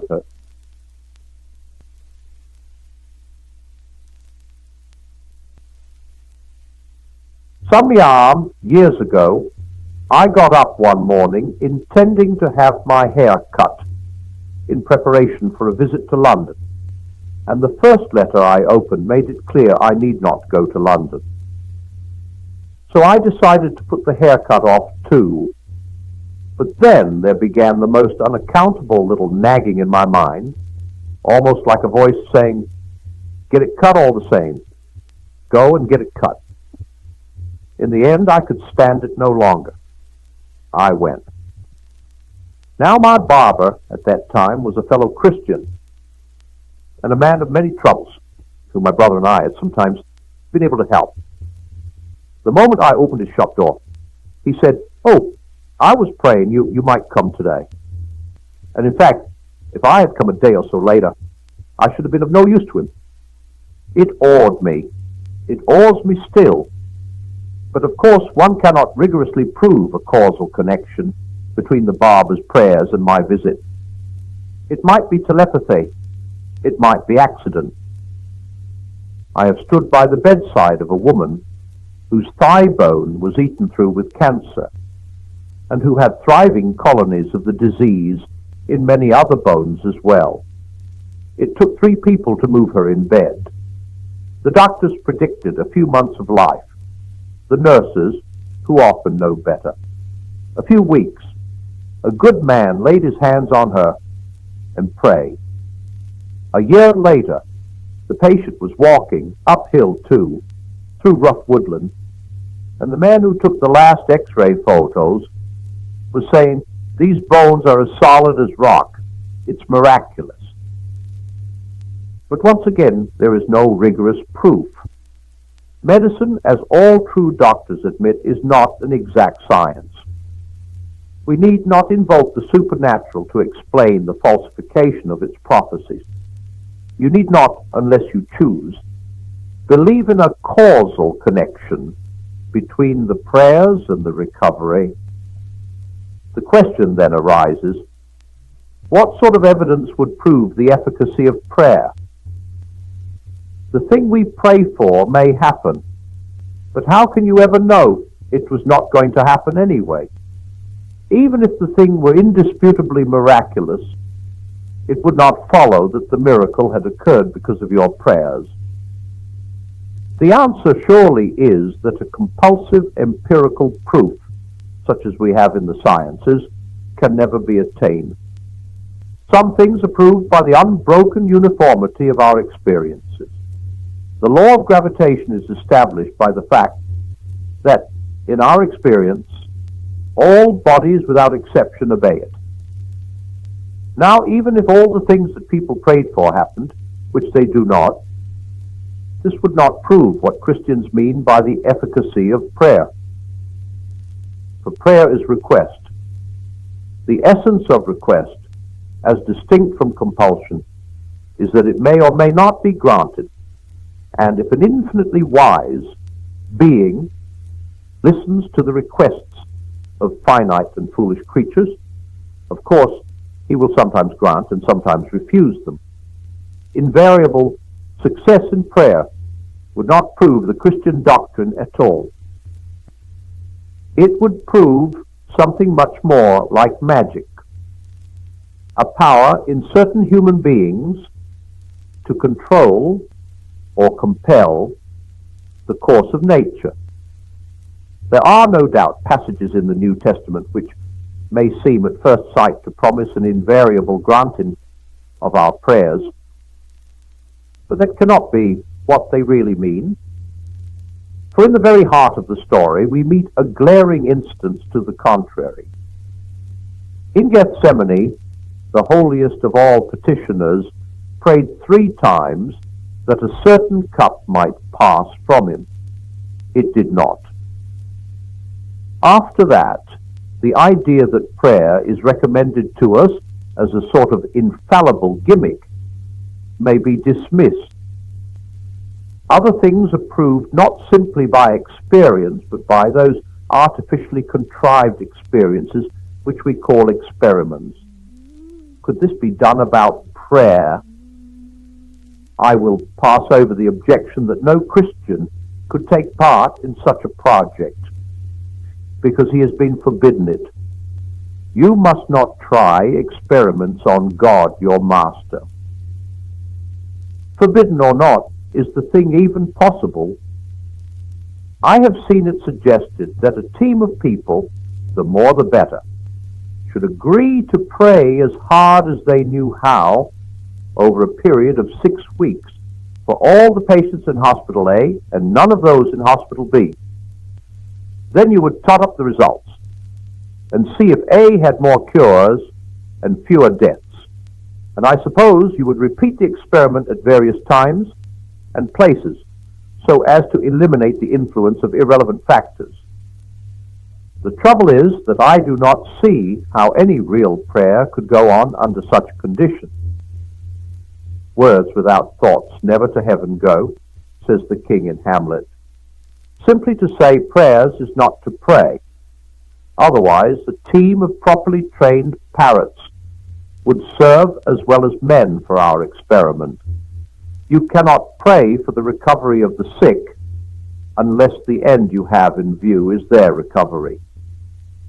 But you can have no motive for desiring the recovery of all the patients in one hospital and none of those in another. You are not doing it in order that suffering should be relieved. You are doing it to find out what happens. The real purpose and the nominal purpose of your prayers are at variance. In other words, whatever your tongue and teeth and knees may do, you are not praying. The experiment demands an impossibility. Empirical proof and disproof are then unobtainable. But this conclusion will seem less depressing if we remember that prayer is request and compare it with other specimens of the same thing. We make requests of our fellow creatures as well as of God. We ask for the salt. We ask for a raise in pay. We ask a friend to feed the cat. While we are on our holidays, we ask a woman to marry us. Sometimes we get what we ask for, and sometimes not. But when we do, it is not nearly so easy as one might suppose to prove with scientific certainty a causal connection between the asking and the getting. Your neighbor may be a humane person who would not have let your cat starve even if you had forgotten to make any arrangement. Your employer is never so likely to grant your request for a raise as when he is aware that you could get better money from a rival firm and is quite possibly intending to secure you by a raise in any case. As for the lady who consents to marry you, are you sure she had not decided to do so already? Your proposal, might have been the result, not the cause, of her decision. A certain important conversation might never have taken place unless she had intended that it should. Thus, in some measure, the same doubt that hangs about the causal efficacy of our prayers to God hangs also about our prayers to man. Whatever we get, we might have been going to get anyway. But only, as I say, in some measure, our friend, boss, and wife may tell us that they acted because we asked, and we may know them so well as to feel sure, first, that they are saying what they believe to be true, and secondly, that they understand their own motives well enough to be right. But notice that when this happens, our assurance has not been gained by the methods of science. We do not try the control experiment of refusing the raise or breaking off the engagement and then making our request again under fresh conditions. Our assurance is quite different in kind from scientific knowledge. It is born out of our personal relation to the other parties, not from knowing things about them, but from knowing them. Our assurance, if we reach an assurance, that God always hears and sometimes grants our prayers, and that apparent grantings are not merely fortuitous, can only come in the same sort of way. There can be no question of tabulating successes and failures, and trying to decide whether the successes are too numerous to be accounted for by chance. Those who best know a man best know whether when he did what they asked, he did it because they asked. I think those who best know God will best know whether he sent me to the barber's shop because the barber prayed. For up till now we have been tackling the whole question in the wrong way and on the wrong level. The very question, does prayer work, puts us in the wrong frame of mind from the outset. Work, as if it were magic or a machine, something that functions automatically. Prayer is either a sheer illusion or a personal contact between embryonic, incomplete persons, ourselves, and the utterly concrete person. Prayer, in the sense of petition, asking for things, is a small part of it. Confession and penitence are its threshold, adoration its sanctuary, the presence and vision and enjoyment of God its bread and wine. In it, God shows himself to us. That he answers prayers is a corollary, not necessarily the most important one. From that revelation, what he does is learned from what he is. Petitionary prayer is, nonetheless, both allowed and commanded to us. Give us our daily bread, and no doubt it raises a theoretical problem. Can we believe that God ever really modifies his action in response to the suggestions of men? For infinite wisdom does not need telling what is best, and infinite goodness needs no urging to do it. But neither does God need any of those things that are done by finite agents, whether living or inanimate. He could, if he chose, repair our bodies miraculously without food, or give us food without the aid of farmers, bakers, and butchers, or knowledge without the aid of learned men, or convert the heathen without missionaries. Instead, he allows soils and weather and animals and the muscles, minds, and wills of men to cooperate in the execution of his will. God, said Pascal, instituted prayer in order to lend to his creatures the dignity of causality. But not only prayer. Whenever we act at all, he lends us that dignity. It is not really stranger, nor less strange, that my prayers should affect the course of events than that my other actions should do so. They have not advised or changed God's mind, that is, his overall purpose. But that purpose will be realized in different ways, according to the actions, including the prayers, of his creatures.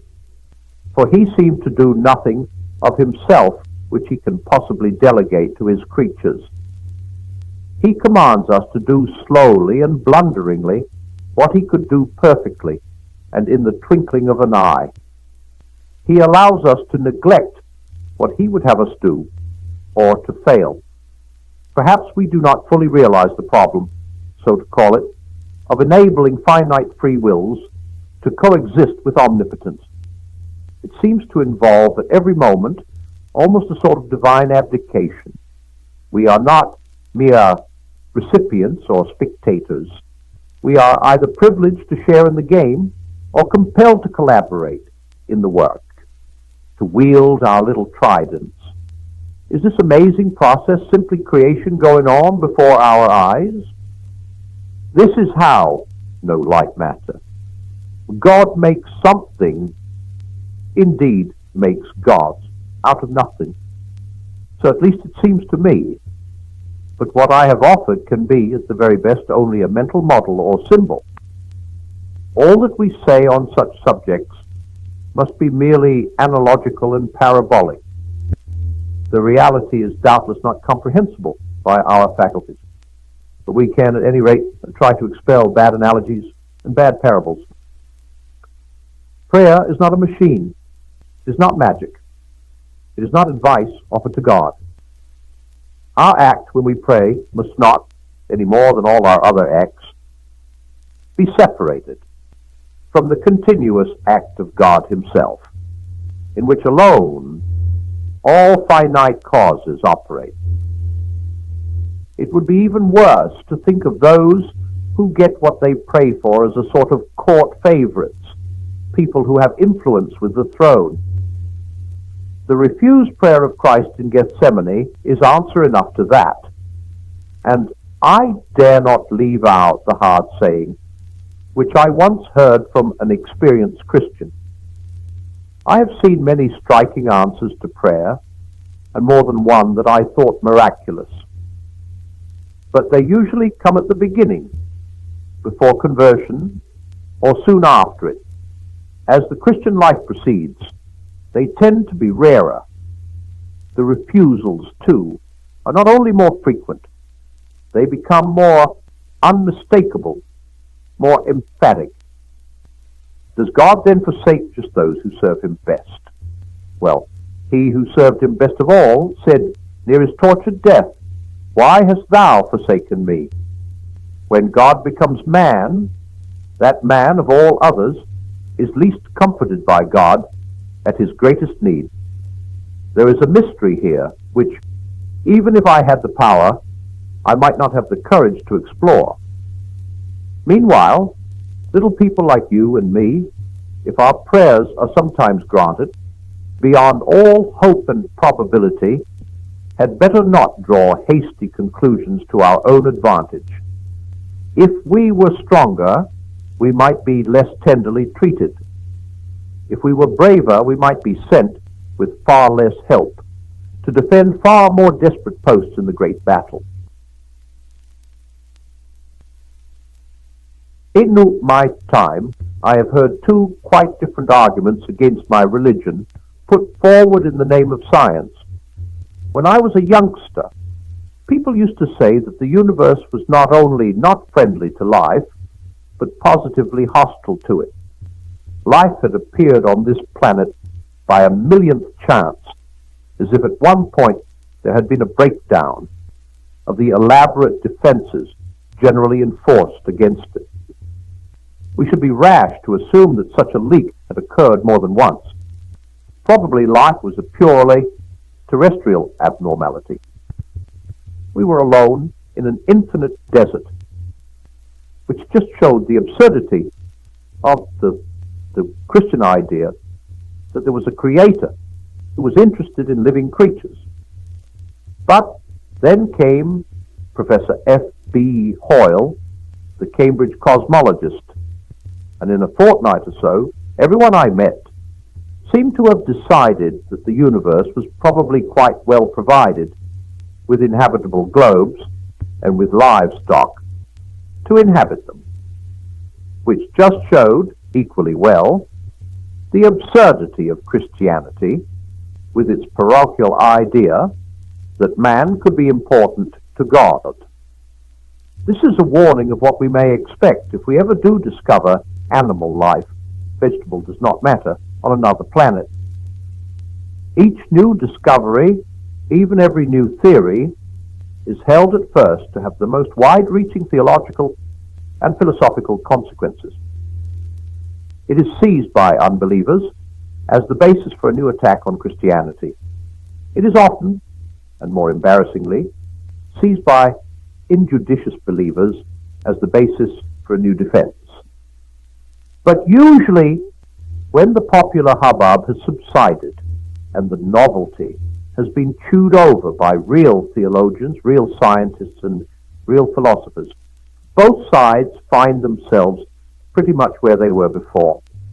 So it was with Copernican astronomy, with Darwinism, with biblical criticism, with the new psychology. So I cannot help expecting it will be with the discovery of life on other planets, if that discovery is ever made. The supposed threat is clearly directed against the doctrine of the incarnation, the belief that God of God, for us men and for our salvation, came down from heaven and was made man. Why for us men more than for others? If we find ourselves to be but one among a million races, scattered through a million spheres, how can we, without absurd arrogance, believe ourselves to have been uniquely favored? I admit that the question could become formidable. In fact, it will become formidable when, if ever, we know the answer to 5 other questions. 1. Are there animals anywhere except on Earth? We do not know. We do not know whether we ever shall know. 2. Supposing there were, have any of these animals what we call rational souls? By this I include not merely the faculty to abstract and calculate, but the apprehension of values, the power to mean by good something more than good for me, or even good for my species. If, instead of asking, have they rational souls, you prefer to ask, are they spiritual animals? I think we shall both mean pretty much the same. If the answer to either question should be no, then of course it would not be at all strange that our species should be treated differently from theirs. There would be no sense in offering to a creature, however clever or amiable, a gift which that creature was, by its nature, incapable either of desiring or of receiving. We teach our sons to read, but not our dogs. The dogs prefer bones. And of course, since we do not yet know whether there are extraterrestrial animals at all, we are a long way from knowing that they are rational or spiritual. Even if we met them, we might not find it so easy to decide. It seems to me possible to suppose creatures so clever that they could talk, though they were, from the theological point of view, really only animals, capable of pursuing or enjoying only natural ends. One meets humans, the machine-minded and materialistic urban type, who look as if they were just that. As Christians, we must believe the appearance to be false.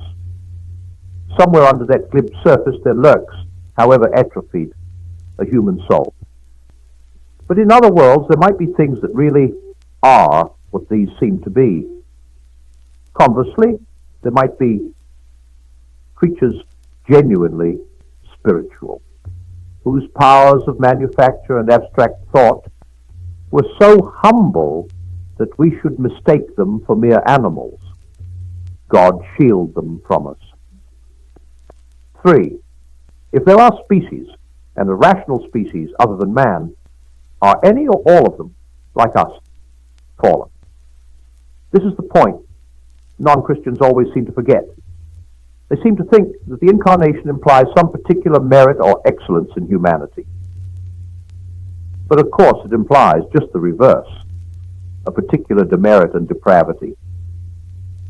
No creature that deserved redemption would need to be redeemed. They that are whole need not the physician.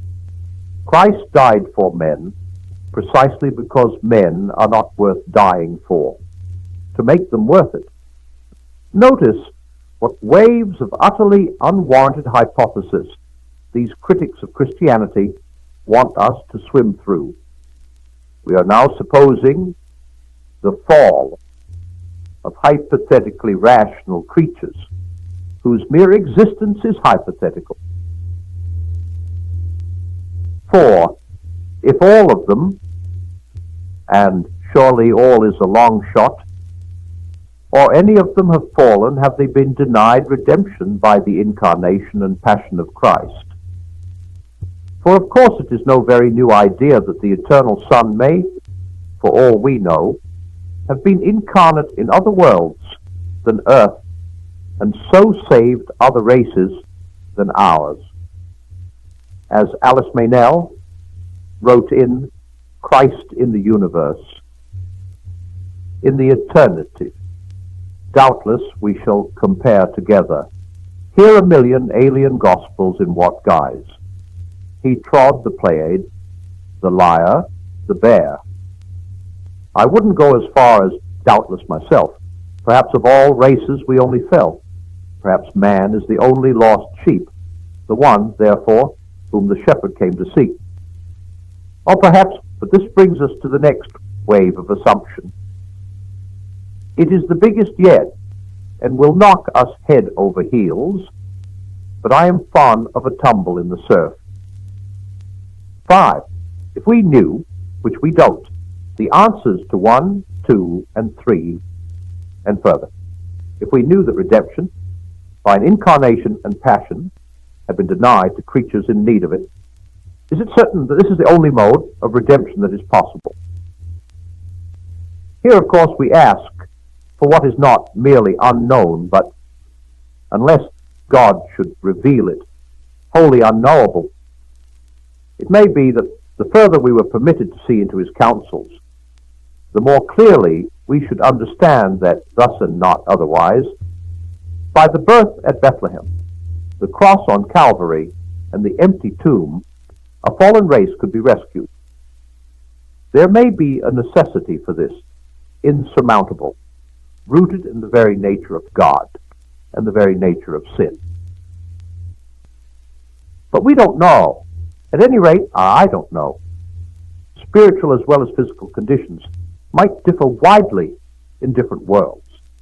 There might be different sorts and different degrees of fallenness, we must surely believe that the divine charity is as fertile in resource as it is measureless in condescension. To different diseases, or even to different patients sick with the same disease, the great physician may have appelé different remedies, which we should probably not recognize as such even if we ever heard of them. It might turn out that the redemption of other species differed from ours by working through ours. There is a hint of something like this in St. Paul, Romans 8:19-23, when he says that the whole creation is longing and waiting to be delivered from some kind of slavery, and that the deliverance will occur only when we Christians, fully enter upon our sonship to God and exercise our glorious liberty.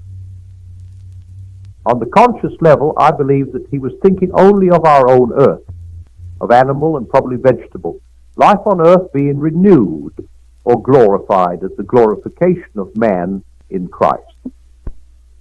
But it is perhaps possible, it is not necessary, to give his words a cosmic meaning. It may be that redemption, starting with us, is to work from us and through us. This would no doubt give man a pivotal position, but such a position need not imply any superiority in us or any favoritism in God. The general, deciding where to begin his attack, does not select the prettiest landscape or the most fertile field or the most attractive village.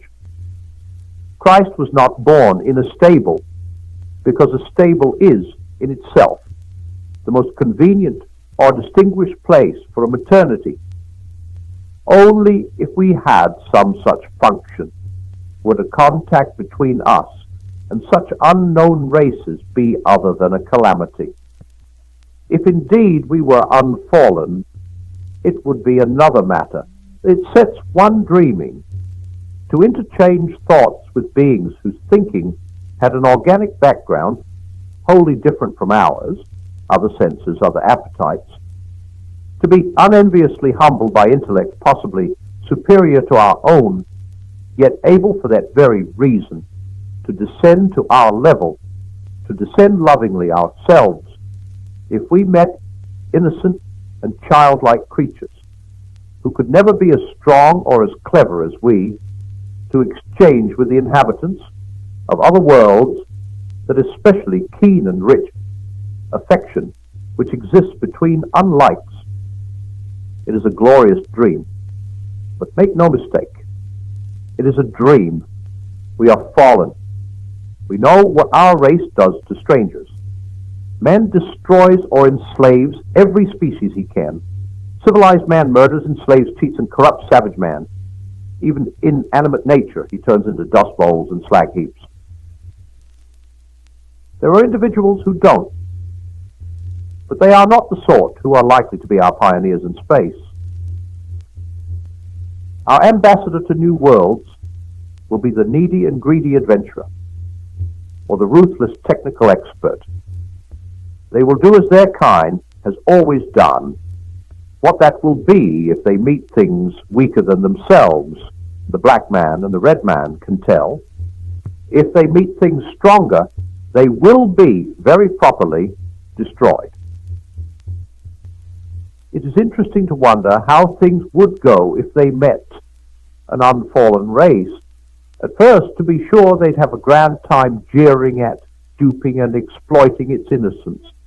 But I doubt if our half-animal cunning would long be a match for godlike wisdom, selfless valor, and perfect unanimity. I therefore fear the practical, not the theoretical, problems which will arise if ever we meet rational creatures which are not human.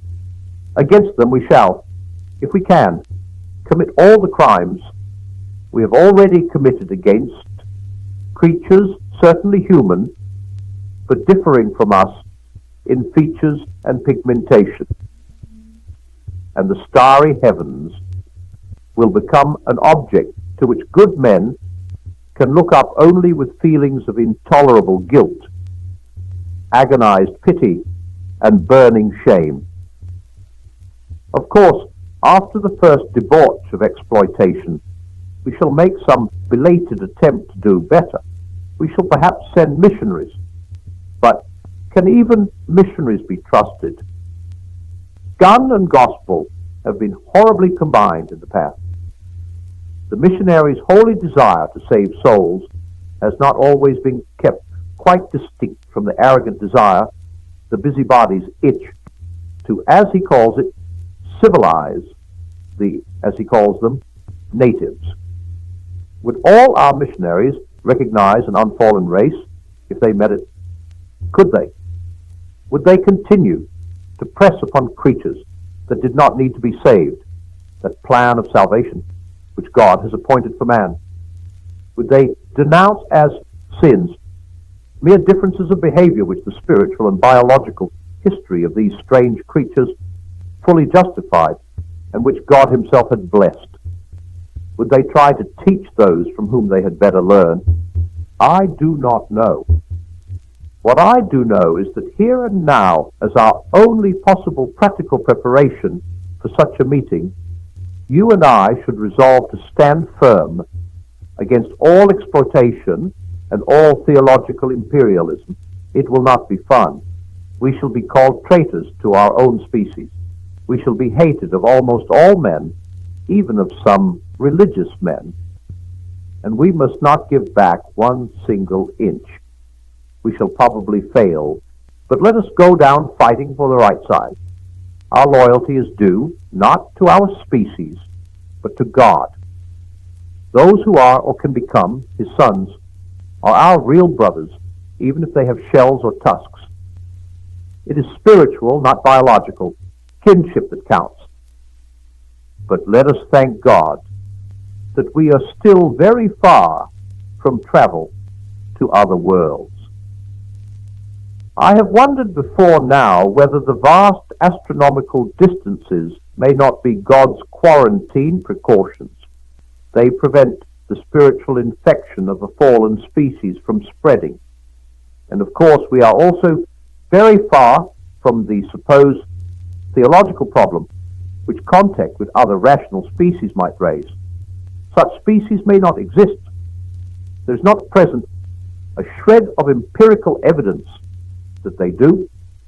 There is nothing but what the logicians would call arguments from a priori probability.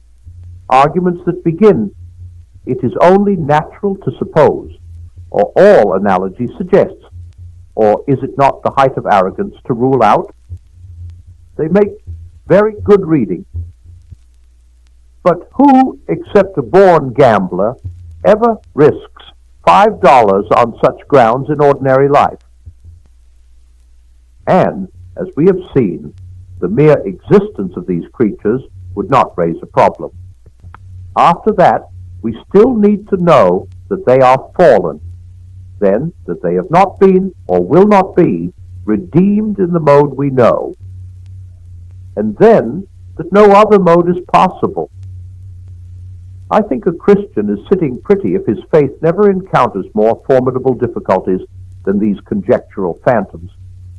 If I remember rightly, St. Augustine raised a question about the theological position of satyrs, monopods, and other semi-human creatures. He decided it could wait till we knew there were any. So can this. But supposing, you say, supposing all these embarrassing suppositions turned out to be true, I can only record a conviction that they won't. A conviction which has, for me, become, in the course of years, irresistible. Christians and their opponents again and again expect that some new discovery will either turn matters of faith into matters of knowledge, or else reduce them to patent absurdities. But it has never happened. What we believe always remains intellectually possible. It never becomes intellectually compulsive.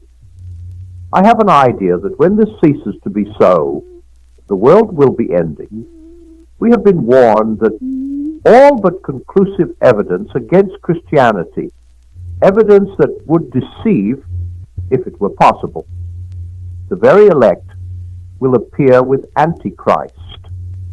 And after that there will be wholly conclusive evidence on the other side, but not, I fancy, till then on either side.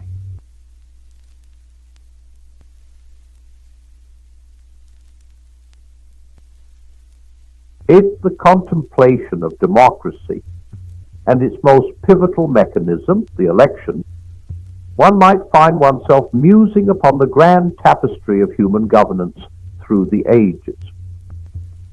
It is in the democratic process, with all its inherent imperfections and glories, that we see a reflection of humanity's ceaseless pursuit of equality and liberty.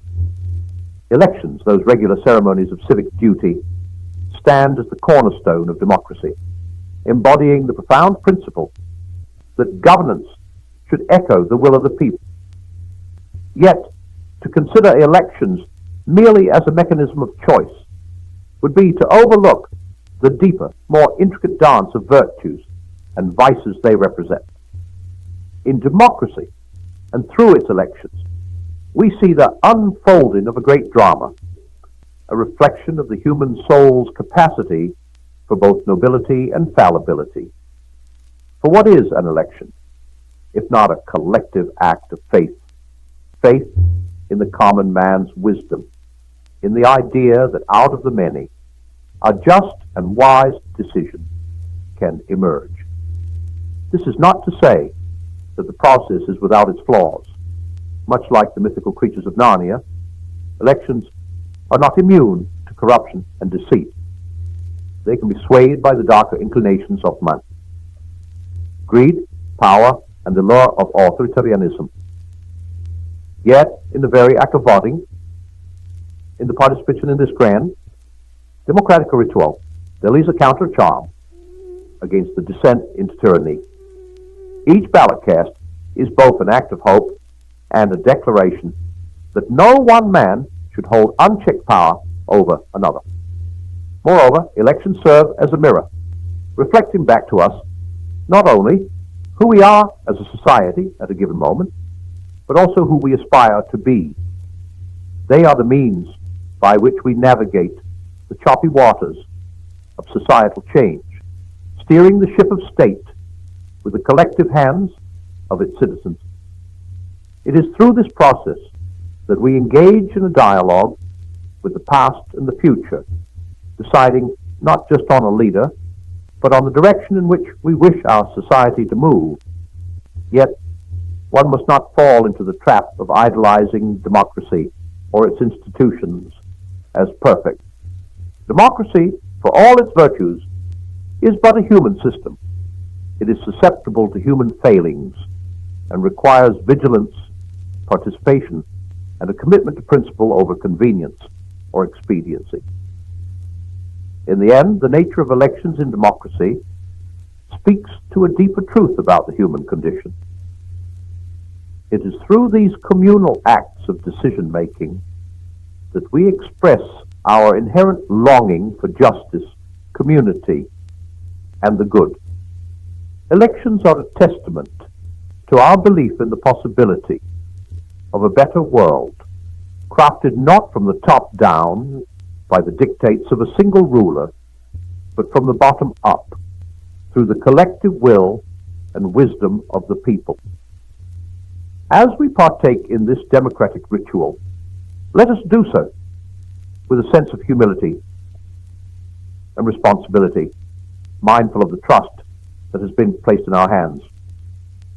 For in the end, democracy and its elections are not just about choosing leaders, they are about affirming our commitment to the journey towards a more just and equitable society.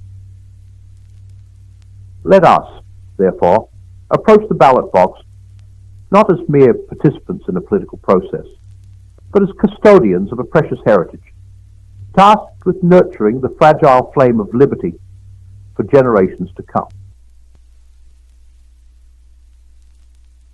Until quite modern times, I think until the time of the Romantics, nobody ever suggested that literature and the arts were an end in themselves. They belonged to the ornamental part of life. They provided innocent diversion, or else they refined our manners, or incited youth to virtue, or glorified the gods. The great music had been written for masses.